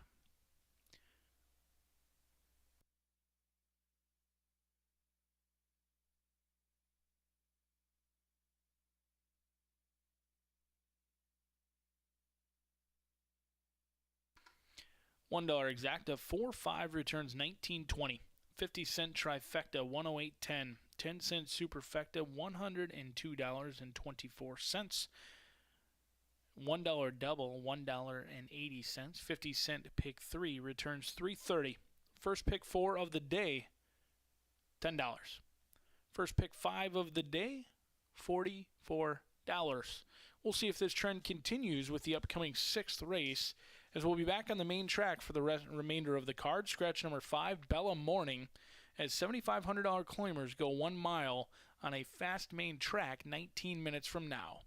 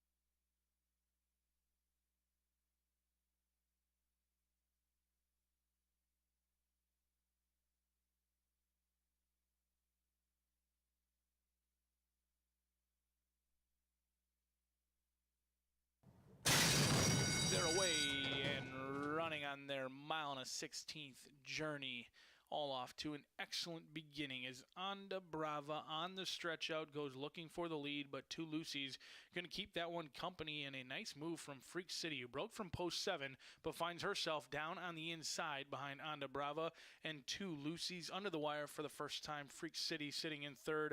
Outside of that comes Queen of the Rodeo, and in between is Mischief Lily. Then down near the inside is Navarra, along with Stay Lost and Ribakina into the 3-path into that turn, and then Miss Sedona and Crocus Bay can see them all through a controlled opening quarter in 23.94 as Two Lucy's goes right up to the throat latch of Onda Brava, and the 2 long shots content to set the pace on that backside here at Horseshoe Indianapolis. Freak City at 99-1 sits in 3rd, along with Queen of the Rodeo through a half mile in 48.56. Mischief Lily finds himself between those 2. Navarra, the favorite, moving up on the inside. Outside of that one is Ribakina and Stay Lost, patiently ridden by Abel Lascano, who's biding his time. And now Miss Sedona and Crocus Bay are moving into it. And Onda Brava comes under attack from Two Lucy's and Queen of the Rodeo. The filly by Curlin goes looking for the lead. Two Lucy's all out from in between. Freak City still riding that rail, and now Marcelino Pedroza Jr. and Mischief Lily shift out, but Navarra rode the rail, and Navarra swooshes by. Navarra turns this into a 1-horse romp at the 16th pole, and Navarra comes home an easy winner as Onda Brava rallies for the exacta alongside Queen of the Rodeo in 142.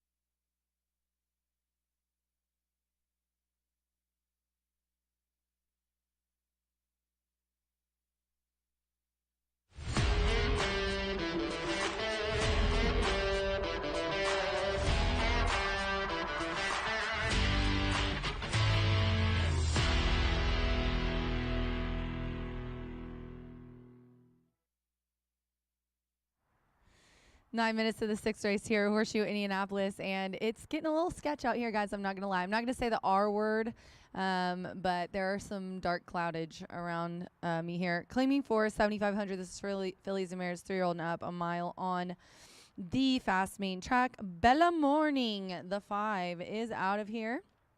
7 betting interest, and I'm going to go with the 7 here on top. I've got 7-1-4. This is a 4-5. Evan Roman aboard. He's looking for a double after winning the second race today. He's in the irons for John Horan. This is a 5-year-old mare who's done a lot of racing in her career. She knows the winner's circle well. 29 of her 31 races have been here. All 4 wins have been here in Indiana, and her last race was at the beginning of October in a mile and 16th. We're going down to a mile here. She put up a 77 in that, and it was the Cardinal. It was a tough race, but she still, even though she didn't finish that great, she still flashed some speed. I mean, she went around. They went pretty fast. She was in the Hoosier Heartland and got 3rd, which was also a very nice speed figure at a mile and a 16th. At the distance, 3 of her 4 wins have been at the mile, and we're going the flat mile here today in this race. So I like no more fake news. And also, as Tammy put on her notes, it is election day. If you're looking for a hunch play as well, no more fake news is one you could put some money on.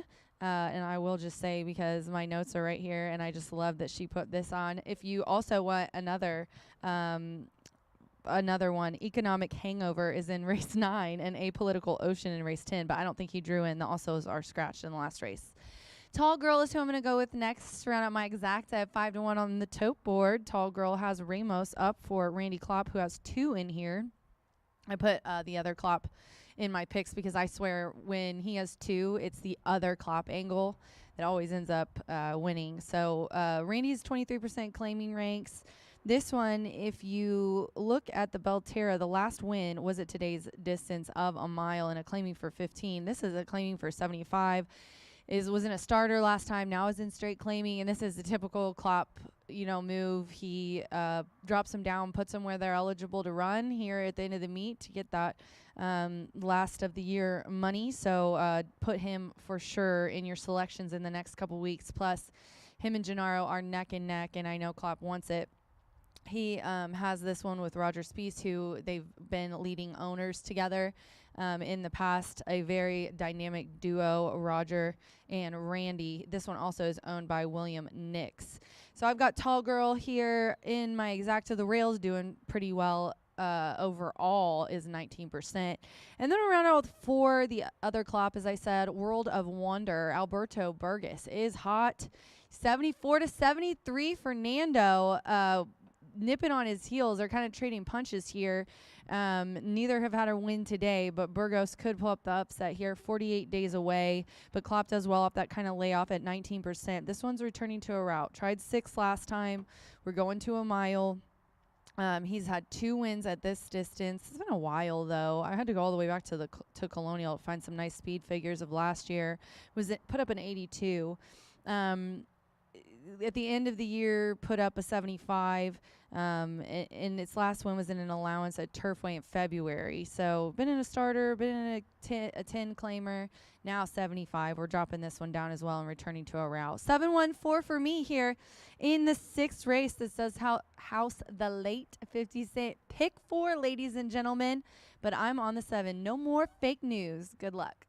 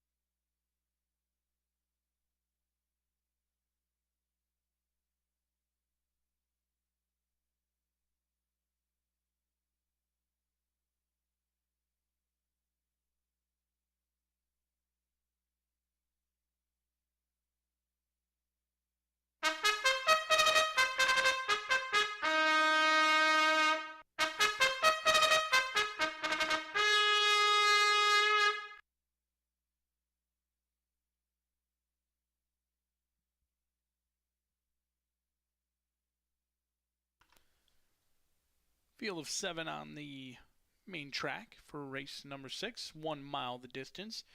Kicks off today's late pick 4.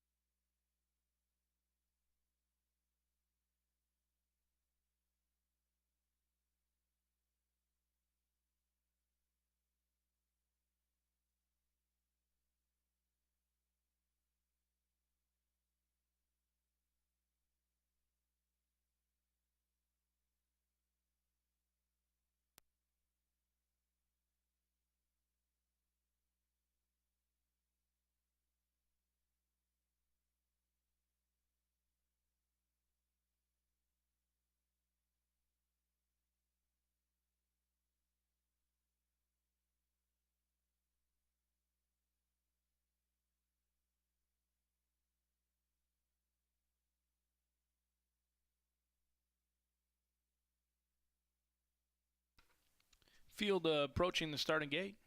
for race 6.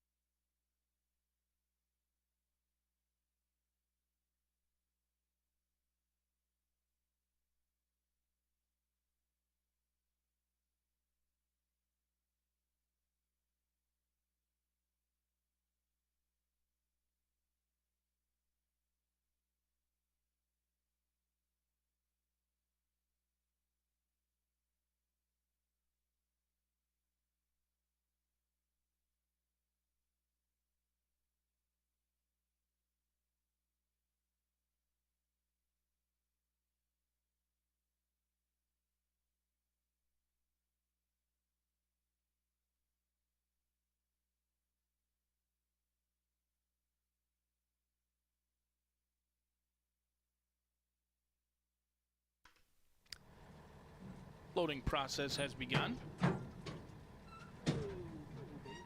Up next, No More Fake News with Blue Guitar. Last to load, Drum Bag.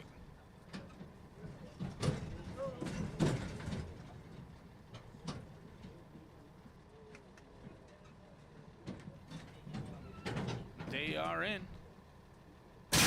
They are out on their 1 mile journey as Alberto Burgos from World of Wonder wanted the lead, but it's a contested lead at that as Ribbons and Lace and Fernando de la Cruz, and they're stacked 5 across the track. Tall Girl gets the inside run from Ribbons and Lace along with World of Wonder. Getting the worst of it was Bet Your Assets and Drum Bag. Blue Guitar found a nice spot behind those ones, and the favorite No More Fake News 5 lengths behind Tall Girl from Ribbons and Lace through an opening quarter, and 24.13 in third is World of Wonder. Outside of that comes Bet Your Assets, and outside even further than that is Drum Bag as Blue Guitar getting a sweet spot sitting in 5th, just 2 lengths off the trio up top, and No More Fake News moving into contention, passing Drum Bag, now putting that one in last as Tall Girl goes a length clear from Ribbons and Lace, who needs to do better than that, and Tall Girl going to have to deal with World of Wonder through an opening half in 47.91. They've gone quickly up front. Blue Guitar splitting horses in third. Bet Your Assets is under an all-out drive as Yolola asking that one for his best, and No More Fake News has momentum but also has 5 lengths to make up on Tall Girl and World of Wonder as these two come into the headwind first, and now No More Fake News at 3-5 looking to go past these top 2 as World of Wonder can't put away and push past Tall Girl, who's battling on admirably. No More Fake News at 3-5 goes down to the rail but has a ton of work to make up as now World of Wonder from a game Tall Girl, and No More Fake News has to settle for third.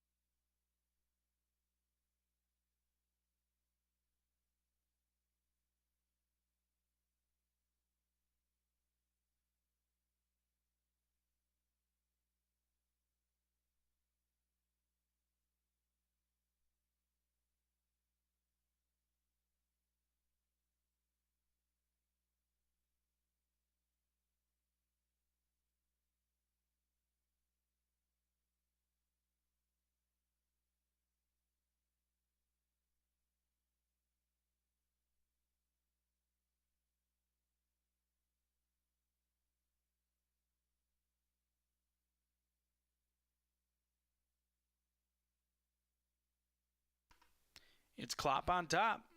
He rounds out the exacta 4-1-7-3-6.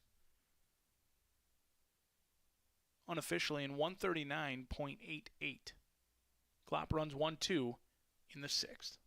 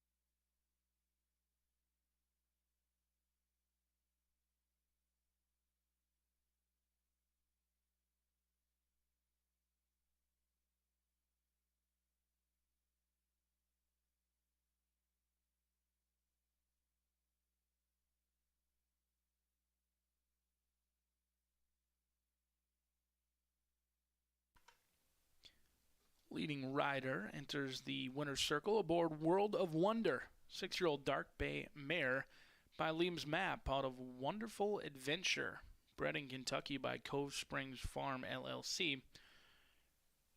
Trained and owned by Randy Klopp with Spiece Stable. Alberto Burgos gets the win. Trainer Randy Klopp moves into a tie with Gennaro Garcia. Win number 5 for World of Wonder, now official. $1 exacta returns $22.30, 50-cent trifecta $18.30, 10-cent superfecta $14.98. The high 5 returns $42.72, the $1 double, 4s are wild $9.20. 50-cent pick 3 returns $6.60. A price of $9.60 is official in race number 6. We'll move on along to race number 7, rolling daily doubles and pick 3s. Scratch number 6, Ice Minister. They'll go 1 mile and 70, 20 minutes from now.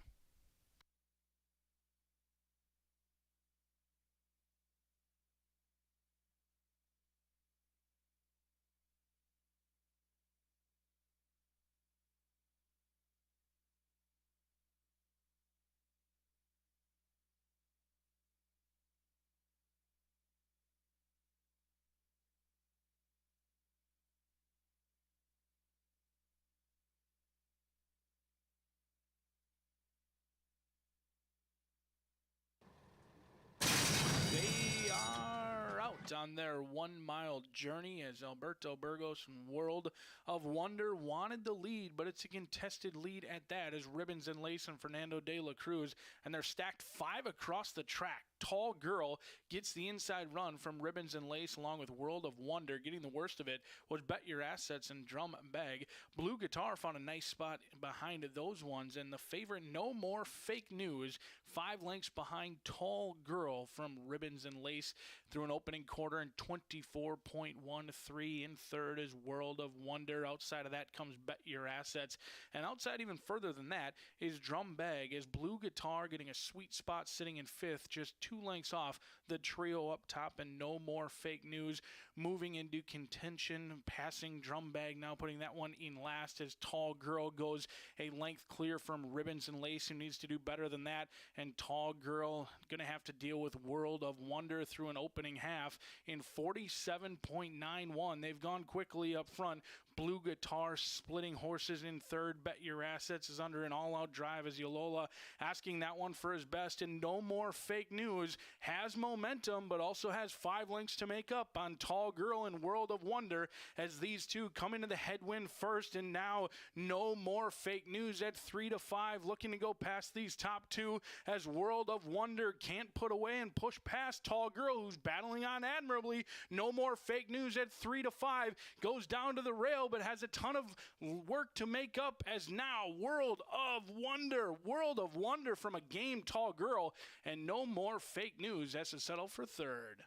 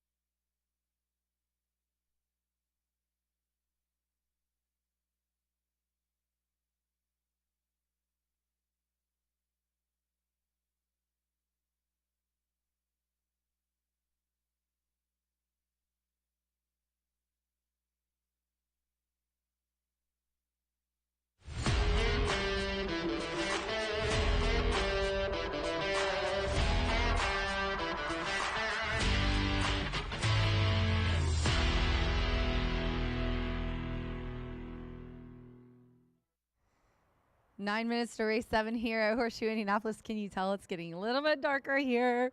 My hair is starting to stand on end because I think it's going to rain. I just felt a drip on my nose. So let's get going here on this 3-year-old up maiden claiming for 7,500. We're 9 minutes to race 7. The 2, make note, Son of a Gray is a first-time gelding, and the 6, Ice Minister, is out. I'm going to go 8-9-7 here. The 7 is the current 8-9-5 favorite, and the 8, 3-1 is who I'm going to put on top. Coal Boss. Coal Boss is going to be ridden today by Marcelino Pedroza, who today on the card is looking for a riding double after winning the 3rd race here today. Coal Boss is trained by Greg Foley, a 4-year-old gelding, who's 3rd versus similar last couple of races. Now, it didn't really seem to matter if he ran on turf at Belterra or came back here and ran a mile on dirt. It was kind of the same sort of race. He set a few links off. He kind of battled back for that 3rd at Belterra, but he just kind of settled in 3rd and stayed there for that 3rd versus similar Marcelino aboard last time. That was a good track, so there's maybe a little bit of moisture in it.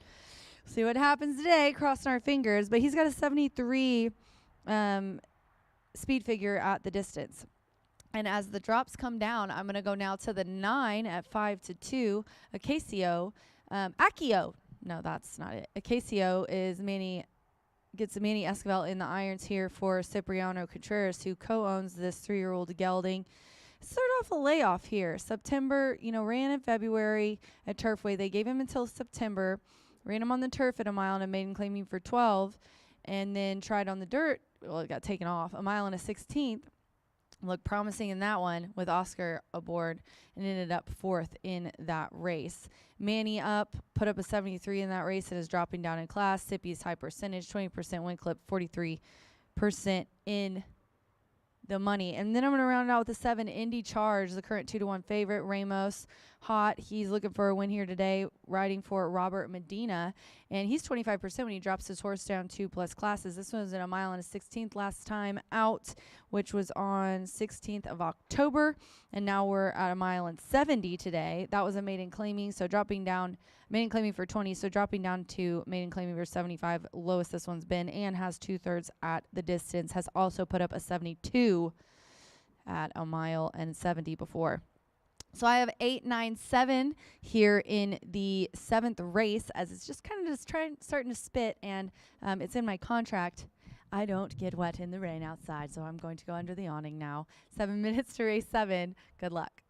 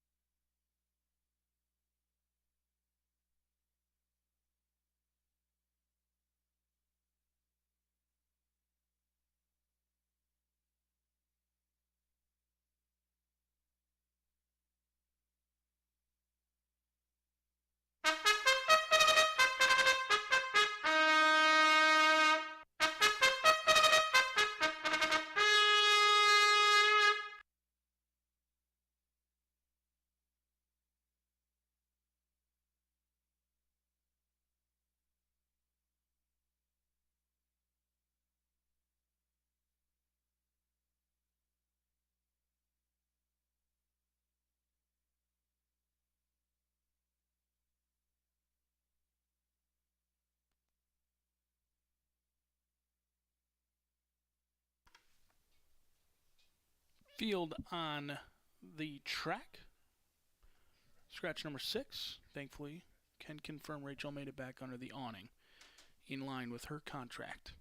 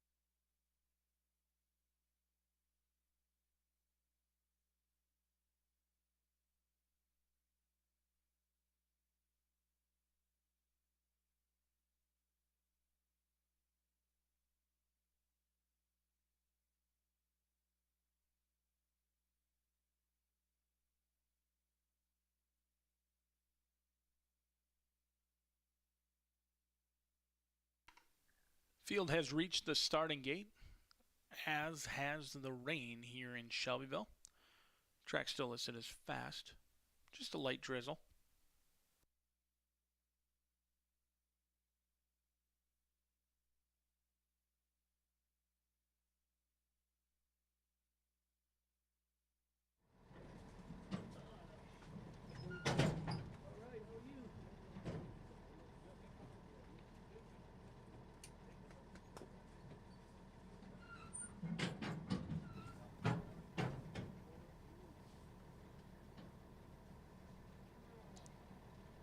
Waiting on Commander's Coin.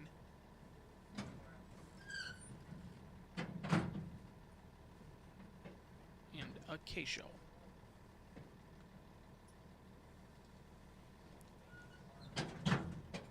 Commander's Coin goes in at 6-1 currently. 5-2 on Acacio. Will be set for a start. 8 and they are off and racing as Indy Charge broke swiftly, and Indy Charge goes a length clear from Cole Boss. Wanting to hold the inside is Son of a Gray, who's a bit headstrong and giving Julio Felix all he can handle as it's a tightly packed group. Indy Charge got the lead and worked to slow him down into that first turn. Left Pocket Money sitting in third behind Cole Boss. Alongside of those two is a K-Show. Then it's 2 lengths back to Neep Tide right next to Commander's Coin, who's 2 lengths clear from Son of a Gray, who had a tough luck first turn. And Jacks Are Wild, void of any early speed. It was a scramble into that first turn, 23.86 for the opening quarter mile as Indy Charge under a tight hold from Joe Ramos. Cole Boss reluctant to let him try and slow that one down. K-Show the Gray is sitting in third. Then in fourth comes Left Pocket Money. Right alongside of that is Commander's Coin and Neep Tide sitting in sixth. Still nothing from Son of a Gray, and Jacks Are Wild a mile behind through an opening half mile in 47.99. Cole Boss, the first one to be asked the question and not responding, not even a little bit. Indy Charge at even money is dismissed. Cole Boss, K-Show, a fresh challenger, as now Indy Charge asked for more. Still nothing from Left Pocket Money, who's gotten a good toe of the race into it. Right alongside Left Pocket Money is Commander's Coin on the cutback, but K-Show and Manny Esquivel are trying to push past Indy Charge, who's repelled the initial challenge, and Indy Charge continues to dig down deep, but K-Show is refusing to go on by. Cole Boss just kind of hanging around in third as these two are well clear of the rest, and K-Show the Gray on the outside now puts a nose in front, and K-Show comes home to score from a tough luck second with Indy Charge and Cole Boss in third.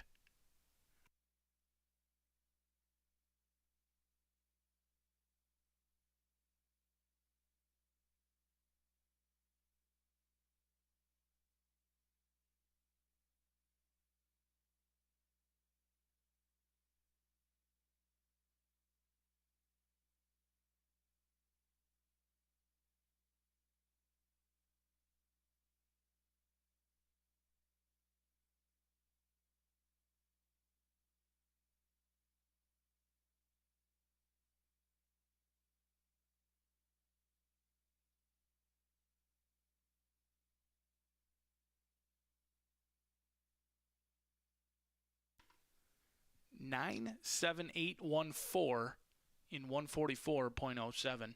Hold them all.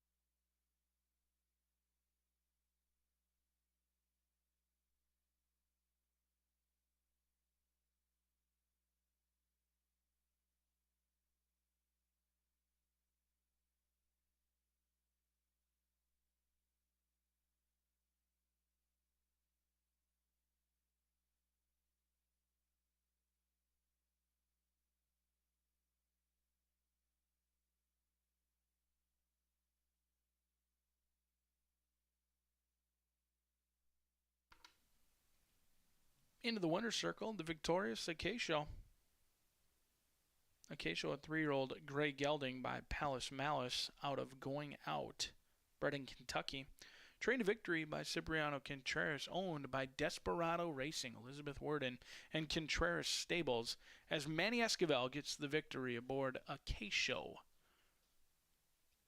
Race 7 is now official. $2 exacta returns $17. That Pentafecta $12.96. 50-cent pick 3, $23.60. Trifecta $9.25. The $2 double $4.9 $35.20, and the 10-cent superfecta $5.94. 9781 is official in the 7th. Late pick 3 time here on election day at Horseshoe Indianapolis. 5.5 furlongs the distance. Maidens. Number 2, first-time starter Malam County will be +2 overweight. 2 pounds over on Malam County is 8 in the gate for the 8th. 20 minutes from now.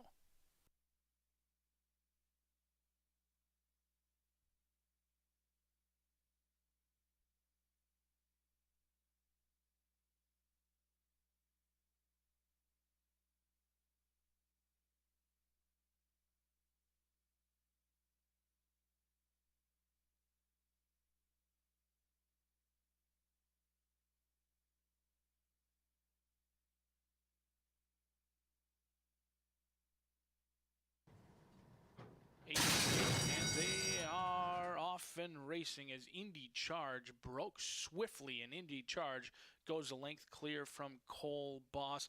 Wanting to hold the inside is Son of a Gray, who's a bit headstrong and giving Julio Felix all he can handle as it's a tightly packed group. Indy Charge got the lead and worked to slow him down into that first turn. Left Pocket Money sitting in third behind Cole Boss. Alongside of those two is a K-Show. Then it's 2 lengths back to Neat Tide right next to Commander's Coin, who's 2 lengths clear from Son of a Gray, who had a tough luck first turn. And Jacks Are Wild, void of any early speed. It was a scramble into that first turn, 23.86 for the opening quarter mile as Indy Charge under a tight hold from Joe Ramos. Cole Boss reluctant to let him try and slow that one down. K-Show the Gray is sitting in third. Then in fourth comes Left Pocket Money. Right alongside of that is Commander's Coin and Neat Tide sitting in sixth. Still nothing from Son of a Gray, and Jacks Are Wild a mile behind through an opening half mile in 47.99. Cole Boss, the first one to be asked the question and not responding, not even a little bit. Indy Charge at even money is dismissed. Cole Boss, K-Show, a fresh challenger, as now Indy Charge asked for more. Still nothing from Left Pocket Money, who's gotten a good toe of the race into it. Right alongside Left Pocket Money is Commander's Coin on the cutback, but K-Show and Manny Esquivel are trying to push past Indy Charge, who's repelled the initial challenge, and Indy Charge continues to dig down deep, but K-Show is refusing to go on by. Cole Boss just kind of hanging around in third as these two are well clear of the rest, and K-Show the Gray on the outside now puts a nose in front, and K-Show comes home to score from a tough luck second with Indy Charge and Cole Boss in third.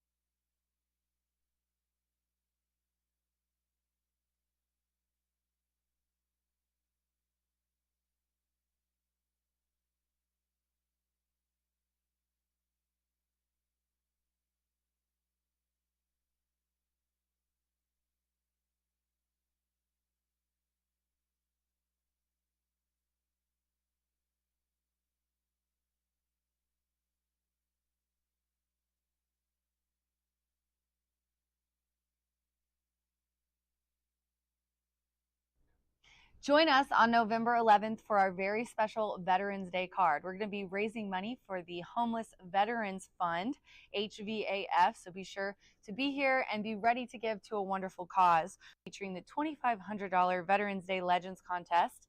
And included in that prize, you have 2 seats to the NHC with me in the finals in Vegas in 2025 in March.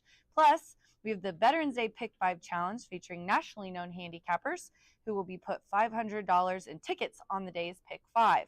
Every race is named in honor of a veteran, and all veterans will be featured with a Salute the Veterans race with a blanket presentation to the winner. So join us on November 11th, Monday, for Veterans Day.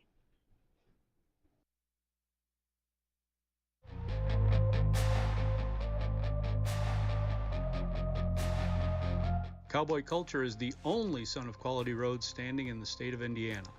He's out of a Smart Strike mare, went undefeated as a 2-year-old, won multiple stakes at age 3, was stakes placed at age 5, and retired sound after a 28-race career. He checks all the boxes for what a mare owner would be looking for.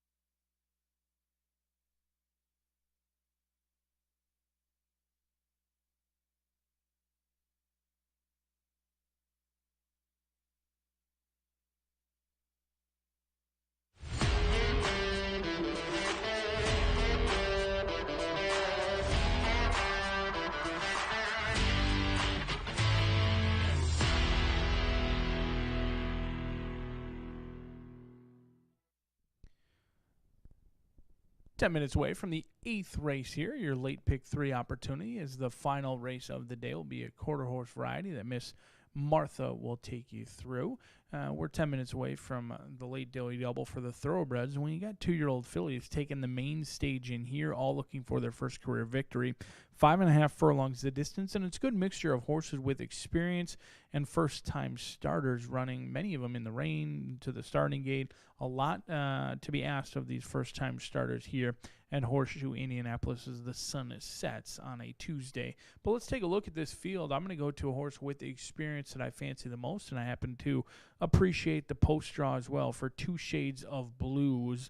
McLean's Lullaby, a 2-year-old filly who drew 50,000 at the Keeneland September sale last year, and after a year so far, she's yet to hit the board through 3 starts, but she's faced some tough foes over at Churchill Downs. She debuted just a week after the Run for the Roses, and she ran an even running 6th place finish. She beat 3 horses home that day, but she did take action. She went off at 6-1. and then wasn't seen until September 15th. So gave her a little bit of time between then. Didn't get much luck with the post draw there, drawn very wide and didn't do her any favors that she was ranked. She may have been a little bit fresh that day, and she knew what was coming this time around. She was kind of headstrong, pulling, and she was in between horses, which usually does not result in success. And she was also unable to save any ground after breaking from the outside post draw. Last time out, didn't get much love at the wagering window. She went off at 14-1. Showed brief speed and really faded in the lane. Today she gets class relief and the blinkers will come off. The blinkers were off on debut, so this should not be a new endeavor for this 2-year-old filly. She has raced without blinkers in the past. Roman going to be calling the shots in here. For McLean's Lullaby, who gets a ton of class relief and has an experience edge over your current favorite in Malam County. Malam County is a first-time starter for the Asmussen. Steve Asmussen and Eric Asmussen will be aboard in this spot. A 2-year-old filly by Justify out of Malam drew $675,000 at that same sale as the top selection. Certainly a good-looking sort in here. Like the way this one's turned out. We'll see if she perks up a little bit once Eric Asmussen gets the leg up. But she is cool, calm, and collected. Certainly looks plenty fit in this spot. She's been training consistently over at Ellis Park. Now, I know handling from the gate isn't, usually you can't trust necessarily what you see when it comes to final times or workouts or anything like that, but not one, but two handling from the gate. A little bit concerned. Usually they get the breezing from the gate unless there is an all-out drive, and it's very obvious. And this horse got a handling from the gate September 17th and October 5th, but it does have some good breeding, being by Scat Daddy on the top, Street Sense on the bottom. Malam County well turned out in here, and the money has signed on as well, 9-5. Certainly want to follow the tote board for play on this one. But another horse with experience, maybe the best value, at least in my opinion, in this race, is Winter Waves. Godolphin already has a winner on the card. They own and bred this 2-year-old filly at home by Frosted. The mare never missed the board in 4 races, Magdalena Bay. She hit the board in all 4 starts. However, she hasn't produced a winner on the dirt or synthetic so far. The lone start, Fernando de la Cruz, was aboard, a veteran rider, now gives way to an apprentice rider. Make what you want of that. But did take a ton of love at the wagering windows on July 16th. Was bet down to favoritism, although it was in lukewarm fashion. 5-2 favorite in a 7-horse field here on July 16th. Had a troubled beginning, pretty much wrapped up, and knew better days would be ahead. And those better days could be today for the Godolphin homebred Winter Waves, who certainly has upside and racing experience. And we'll see if she can avoid any trouble today under the guidance of Andres Calea. But I think the class relief is enough in here for McLean's Lullaby. If that one sticks around 7-2, I will be diving into those pools with both fists on here for the 2-year-old filly by McLean's Music. But some first-time starters mixed in with horses with experience, and we'll see who comes back. A maiden no more, just 6 minutes from the 8th.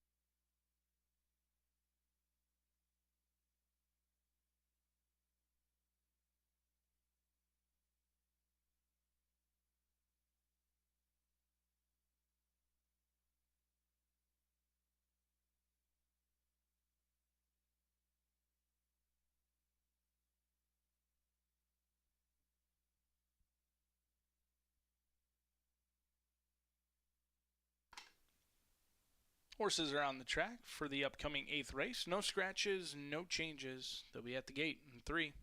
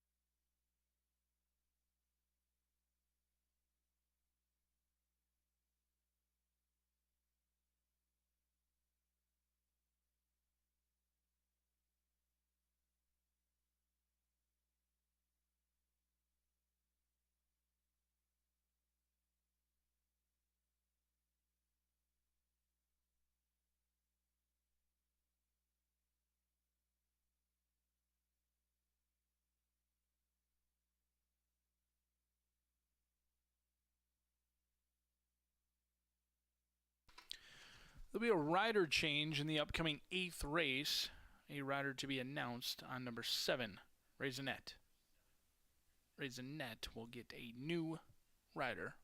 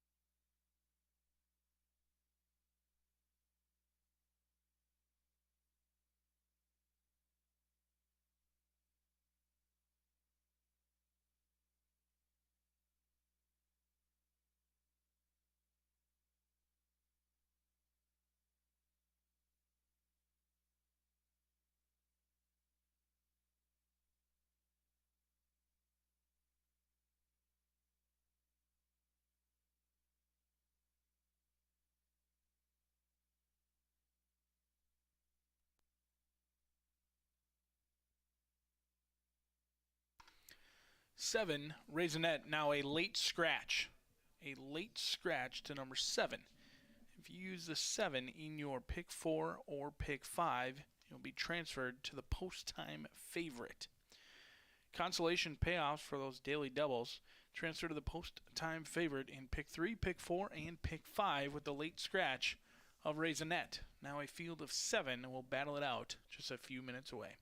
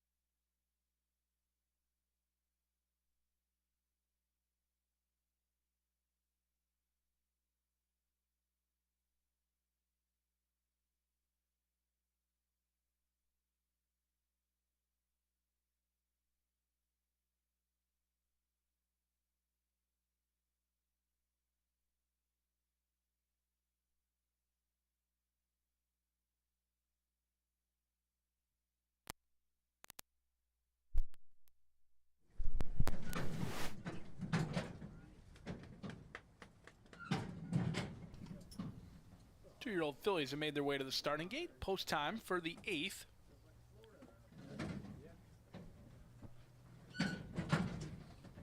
Cabarin goes in. Winter Waves.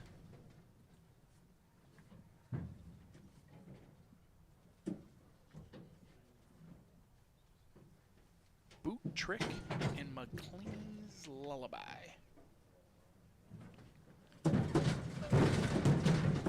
Consternation. Cabarin has reared up and unseated Jane Elliott. Be a delay.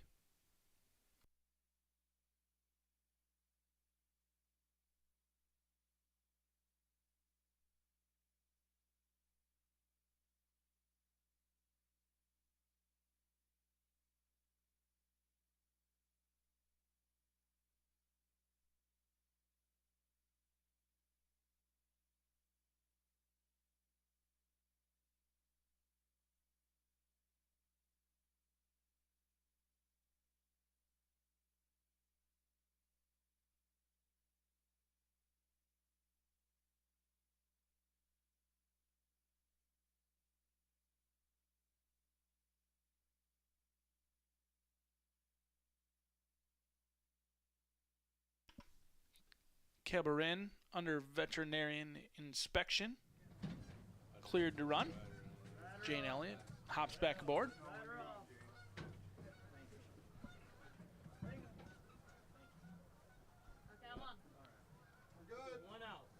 Field standing nicely as McLean's Lullaby, the last to load. Take 2. They are off and running as Boot Trick from in between spurts clear by a length, but Winter Waves going to keep that one company up front. McLean's Music sits in 3rd. Then comes Millam County alongside Nixon's Time. Lady Frost sitting in 6th, and then Cabarin can see them all about 7 lengths tip to tail as Winter Waves pokes that head in front from Boot Trick, who broke cleanly but had to sit in 2nd through an opening quarter in 22.76, and it's Winter Waves up top. Boot Trick under an all-out drive as Manny Esquivel asking to get on terms. McLean's Lullaby at 9-5 is rolling into it. McLean's Lullaby 1 to watch, but Lady Frost sits in 4th. Still nothing from Nixon's Time, and Millam County has a lot of work to do as McLean's Lullaby has to get to Winter Waves, and Winter Waves kicks clear. Winter Waves second out, digging down deep. McLean's Lullaby continues trying on, but it's in vain at the 16th pole, and this one is all about Winter Waves as Winter Waves holds off McLean's Lullaby, and Millam County rolled late to round out that show. No.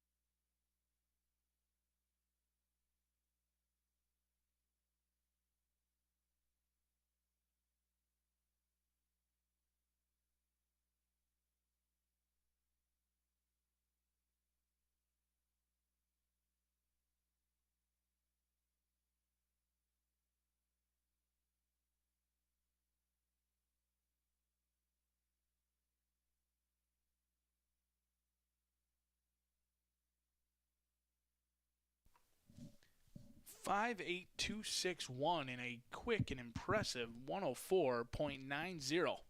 Fast time for the 2-year-old fillies in the 8th.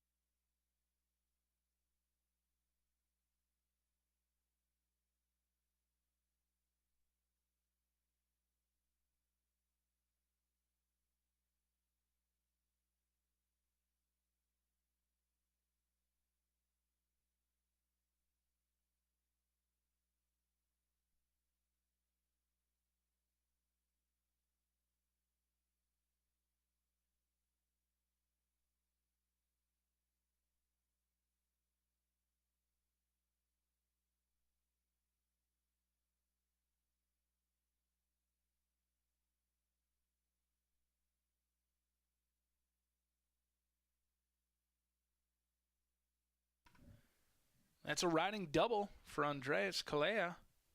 Gets his second win of the day after taking home the opener on a Tuesday. Winter Waves, a 2-year-old filly chestnut by Frosted out of Magdalena Bay, bred and owned in Kentucky by Godolphin. Ridden a victory by Andres Calais and trained by Owen Hardy. Winter Waves stops the clock in 104.90 and returns $11.20 up top. Exacta 5/8 returns $15, 50-cent trifecta $17.55, 10-cent superfecta $12.53. Pentafecta returns $33.57. $1 double 9.5, $21.30. The $1 double consolation double 9.7 returns $3.30, and the 50-cent pick 3, 4, 9, and 5 returns $82.90. The thoroughbred finale and your final daily double opportunity comes up in race number 9, now just 19 minutes away. Scratch number 3, Perfect Smoky Eyes, and number 10, Grace and Glory. The 3 and 10 out of the 9th, the final thoroughbred race before quarter horse action takes main stage in the 10th.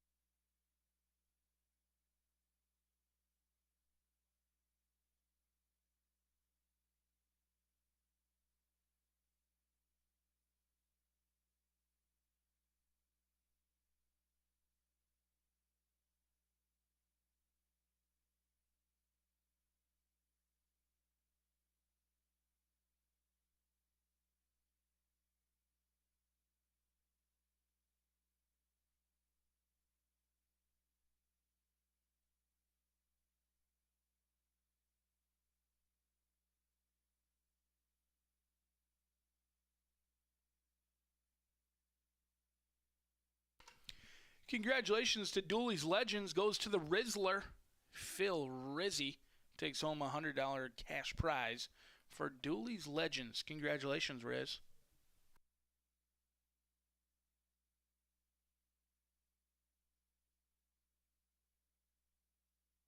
Take 2. They are off and running as Boot Trick from in between spurts clear by a length, but Winter Waves going to keep that one company up front. McLean's Music sits in third. Then comes Milam County alongside Nixon's Time.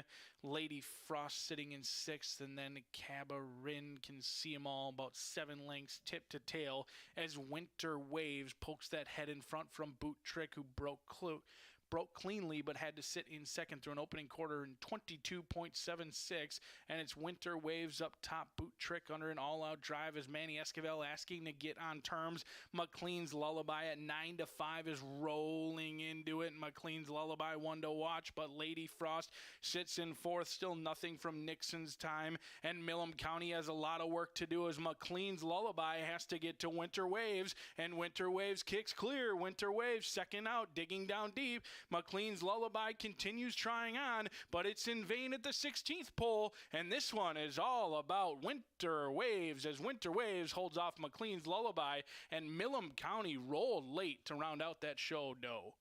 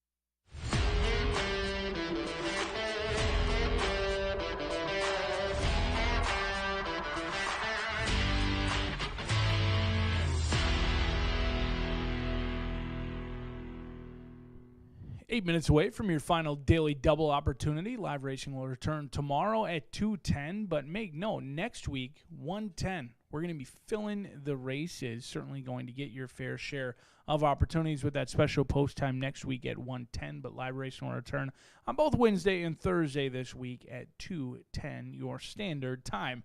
Let's move along to the final thoroughbred event of the card before Miss Martha takes over for the quarter horse race. Do scratch numbers 3 and 10 out of this event. Currently favored down on the inside is number 2, but I'm going to take a look at your outside runner, Economic Hangover. 3-1 on the board. Certainly could be fitting with it being election day. Hopefully not too many hangovers tomorrow, depending on how you wish this would play out later on tonight. But your outside runner's Economic Hangover, Eric Asmussen, going to take over the ride for Fernando de la Cruz, who's been aboard the last 3 starts. Eric Asmussen winning at 22%, looking to keep his name atop those apprentice rider standings, as he's been doing very well, seeking win number 20 on the year. Joe Davis owns and trains Economic Hangover, a 5-year-old mare by for Joe Davis, a 3-time winner from 17 starts, and she's done very well this season. 2 wins and 2 seconds. She's paid her way with just under $30,000 in earnings. She's changed hands a couple of times as well. Since one's being claimed for $30,000, she's made her way down in the $5,000 ranks. She's changed hands from Mike Maker to Michael Tomlinson. Joe Davis with the most success with a couple of victories and picking up paychecks, but had no chance against Tizzy Jojo last time out. Tizzy Jojo really was on a massive class relief endeavor, and they dropped to get the money, and they did just that as Tizzy Jojo rolled home a 1-horse race in a field of 5. There's no Tizzy Jojo in this group, so Economic Hangover should have a big chance at 3-1. But the horse who's taking a lot of the money is my money. Now, if you're hoping this one drifts up closer to that 5-1, I unfortunately have bad news for you. DRF projections would indicate this horse is not going anywhere near 5-1. Currently 7-5 on the board. DRF algorithms indicate this horse could go as low as 6-5.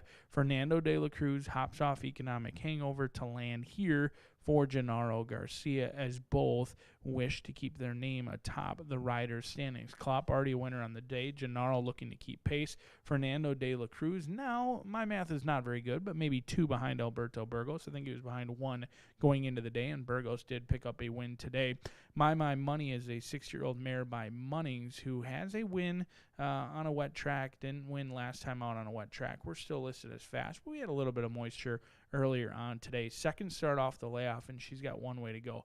Catch me if you can. She's going to break alertly, go as fast as she can, and see if she can find the wire before the others. We'll see how it plays out for her today with my money. But now let's move along to number 7, Compressed Energy. The fresh face in here hasn't been seen since September 3rd. Randy Klopp gets the training job in here, and he looks to put one up on Gennaro Garcia. 9-2-7. The riders getting the leg up on a chilly day at Horseshoe Indianapolis, where we are 5 minutes away from the 9th.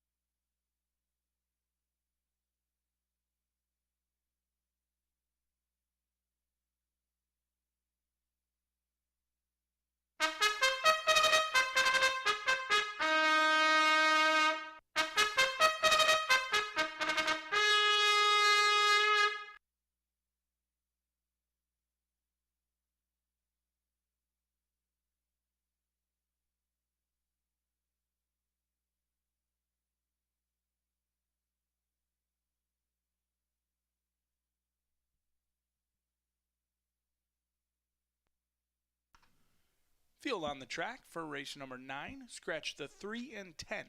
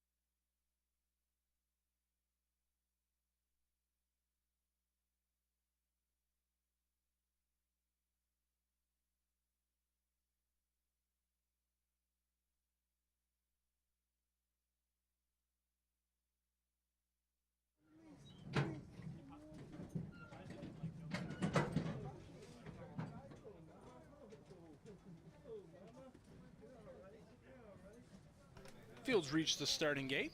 Post time for the 9th race. First handful have loaded, including 3-2 on My Money.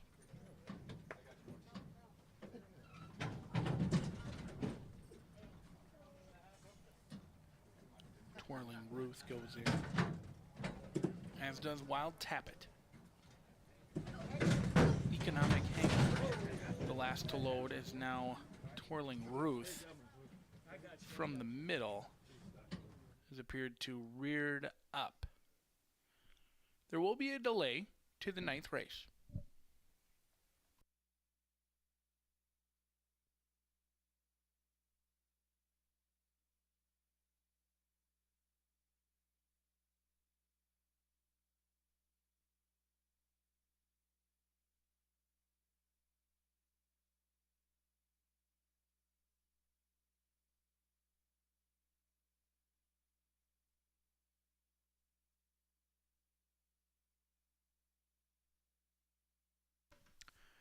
Twirling Ruth, number 4, a late scratch. On advice of the track veterinarian after acting up in the starting gate, Twirling Ruth has been a late scratch from the upcoming 9th race. If you had Twirling Ruth in your pick 3s, pick 4s, or pick 5s, you'll now be transferred to the post-time favorite, which appears to be number 2. If you use this one on the second leg of a daily double, there will be a consolation payoff as Twirling Ruth, a late scratch.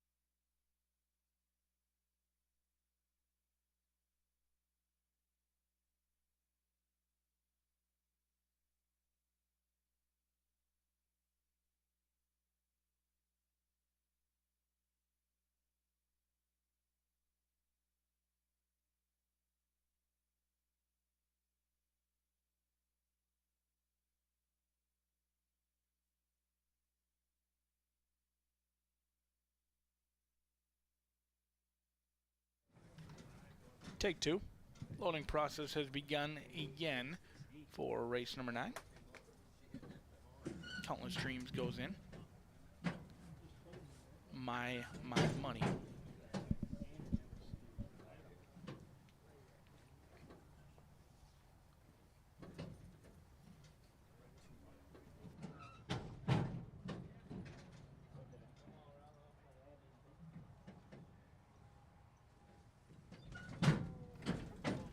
Wild Tappet, and the last to load will be Economic Hangover.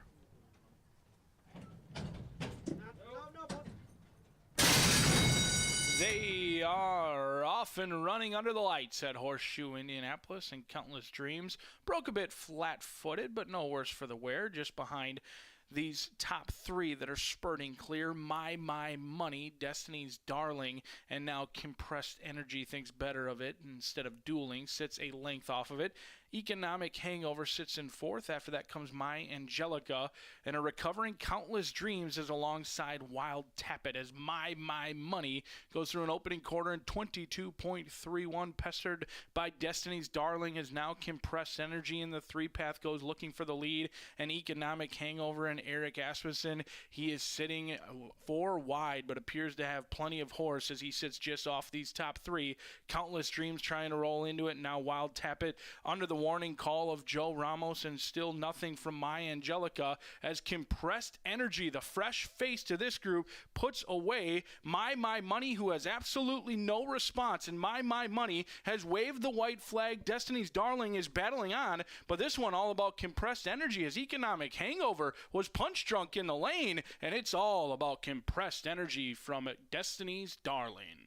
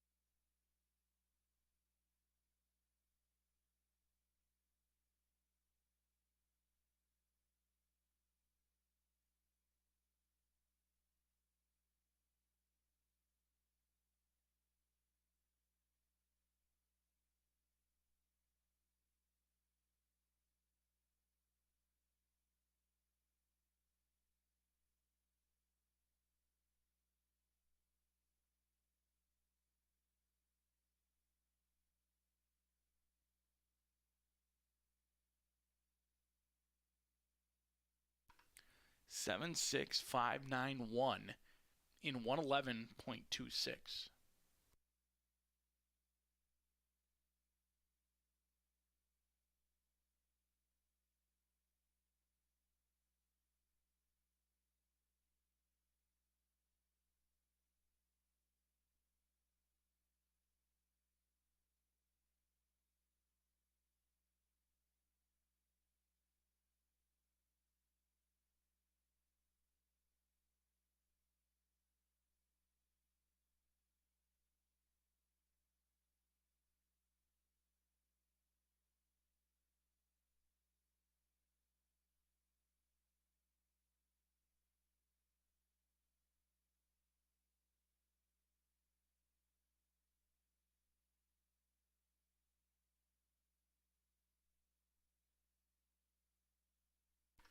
Into the Murphy Trailer Sales winner circle for the 8th time of her career is Compressed Energy, a 5-year-old dark bay mare by Turbo Compressor out of Sweet as Nails, bred in Indiana by Don Martin.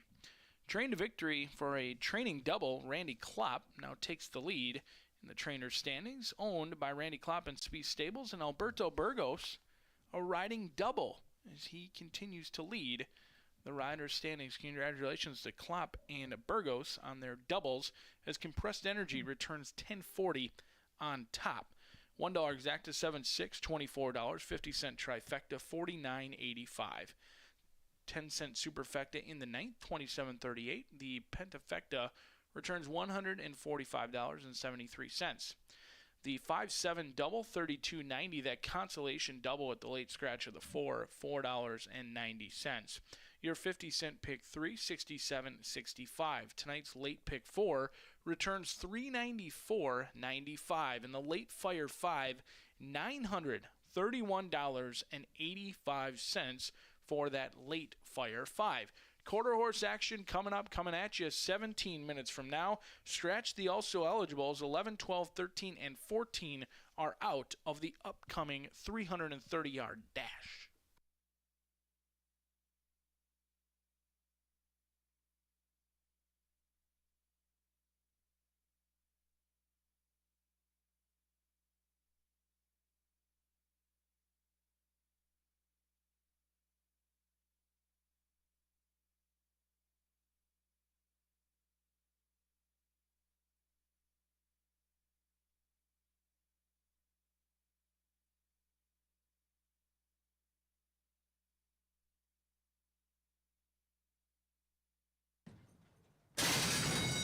They are off and running under the lights at Horseshoe Indianapolis, and Countless Dreams broke a bit flat-footed, but no worse for the wear, just behind these top three that are spurting clear. My Money, Destiny's Darling, and now Compressed Energy thinks better of it. Instead of dueling, sits a length off of it.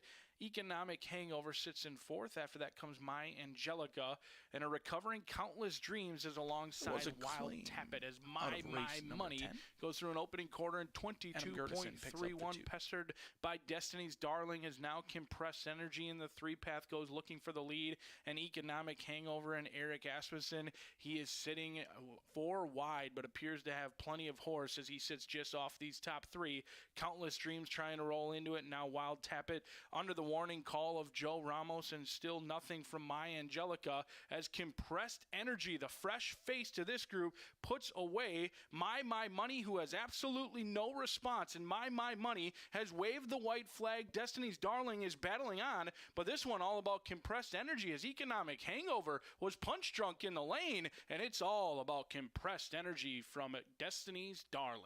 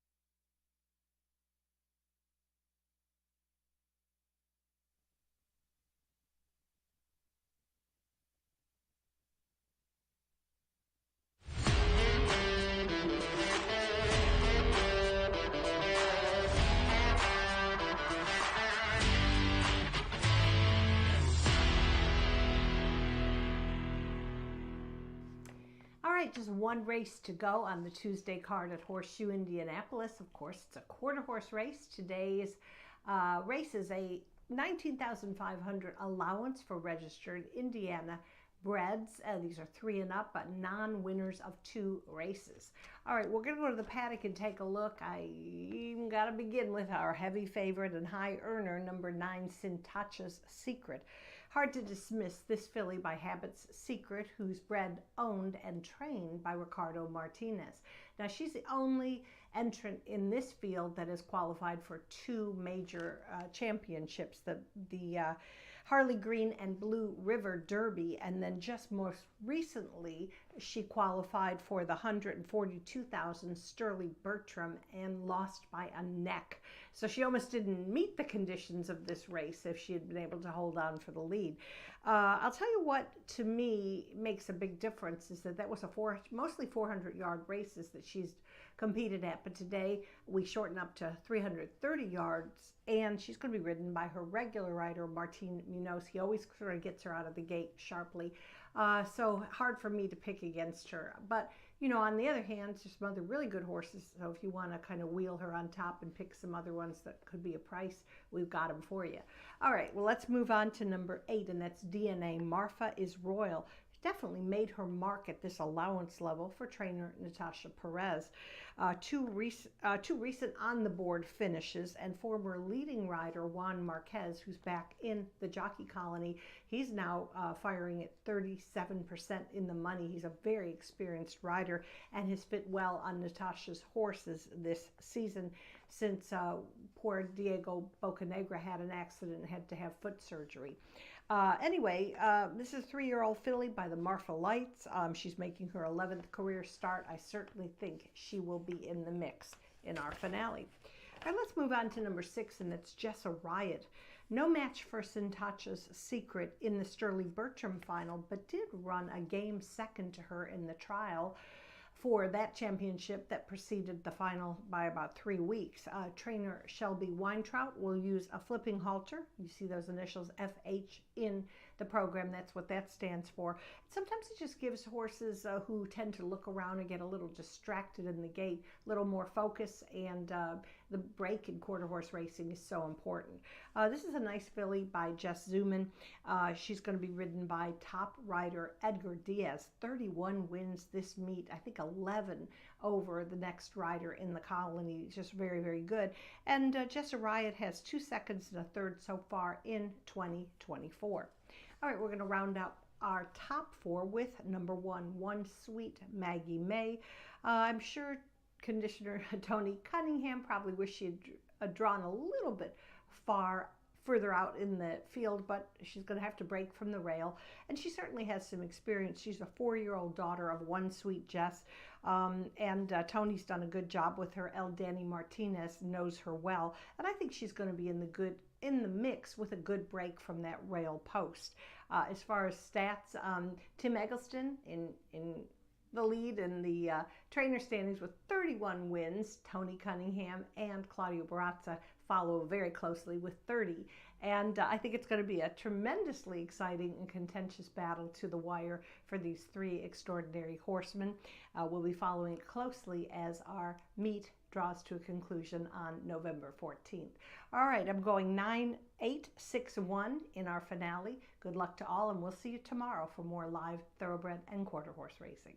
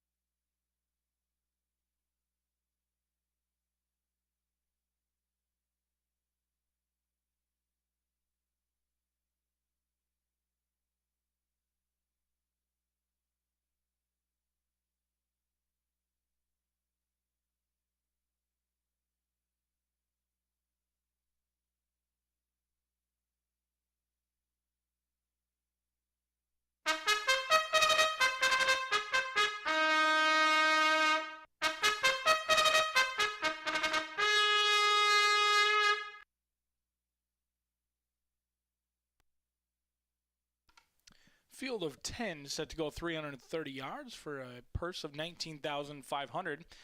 They're in their warm-up now. They'll be at the starting gate going 330 yards under the lights briefly.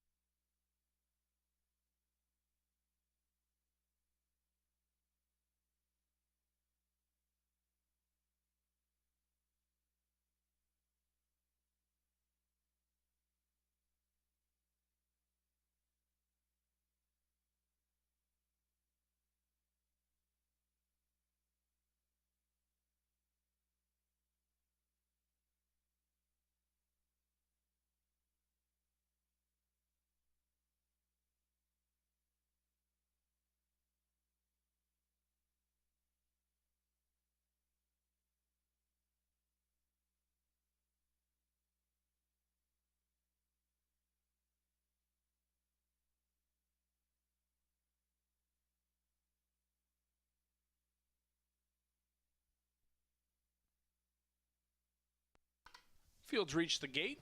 Post time for the finale.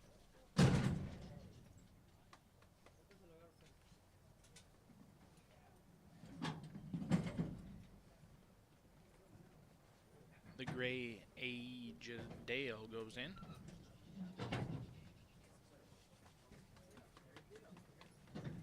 Stone Cold Concept, 12-1 on the board.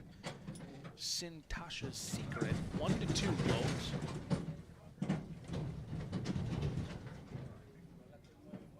Waiting on Beowulf and Super Hobby. Grab him, Joe.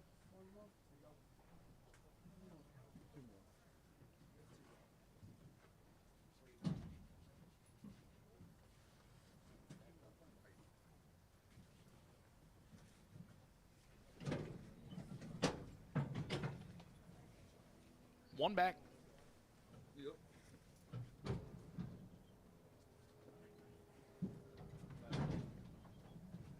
Set. They're off in the finale. Hopping at the start was HH Suitcase Sam's 1 through 5 just all took one another out. Sintasha's Secret broke early, as did Jessa Riot, and Jessa Riot in between going to try and fight off Sintasha's Secret, but toe tight to call between 6 and 9 if those are your numbers. Photo to settle it.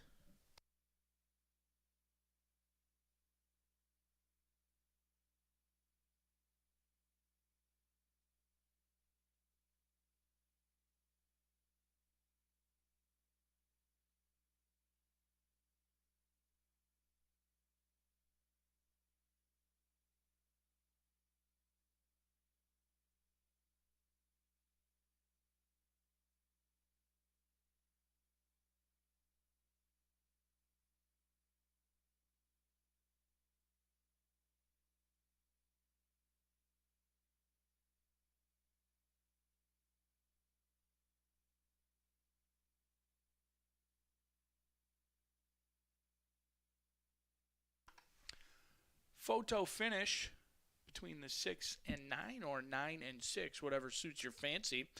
However, we will have an inquiry into the start. Stewards taking a look at the start of race 10.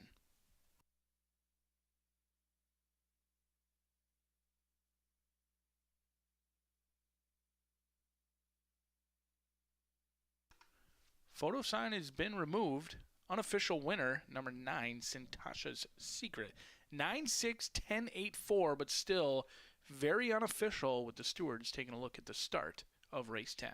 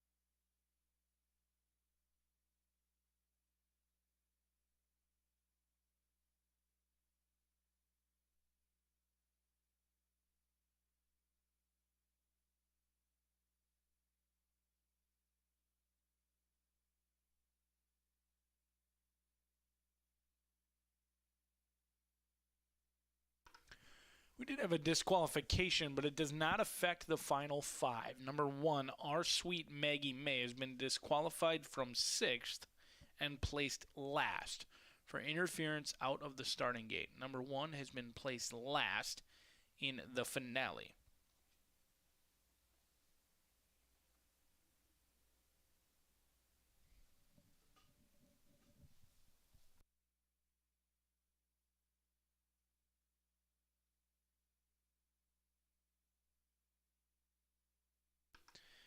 Into the winner's circle, Sintasha's Secret, a 3-year-old bay filly by Habit Secret out of Sintasha's Angel by PYC Paint Your Wagon. Owned and trained by Ricardo Martinez and ridden to victory by Martin Munoz, as Sintasha's Secret puts a close on Tuesday at the shoe. Inquiry sign will be removed shortly. We will be going official with 9-6-10-8-4 to round out Tuesday.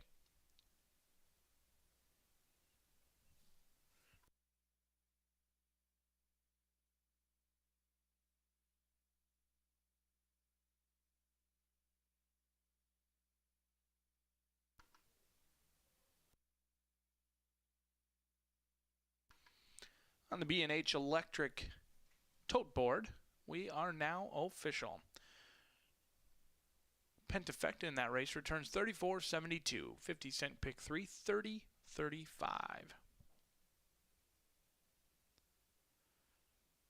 $1 exacta, 4.30. 50-cent trifecta, 7.10. $2 double returns $30 even, and the 10-cent superfecta, $7.14.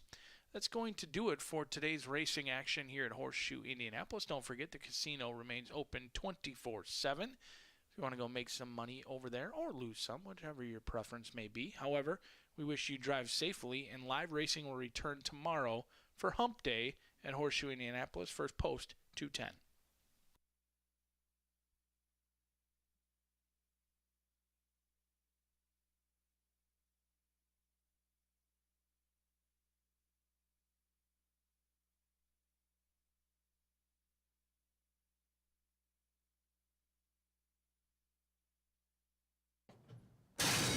They're off in the finale. Hopping at the start was HH Suitcase Sam's 1 through 5 just all took one another out.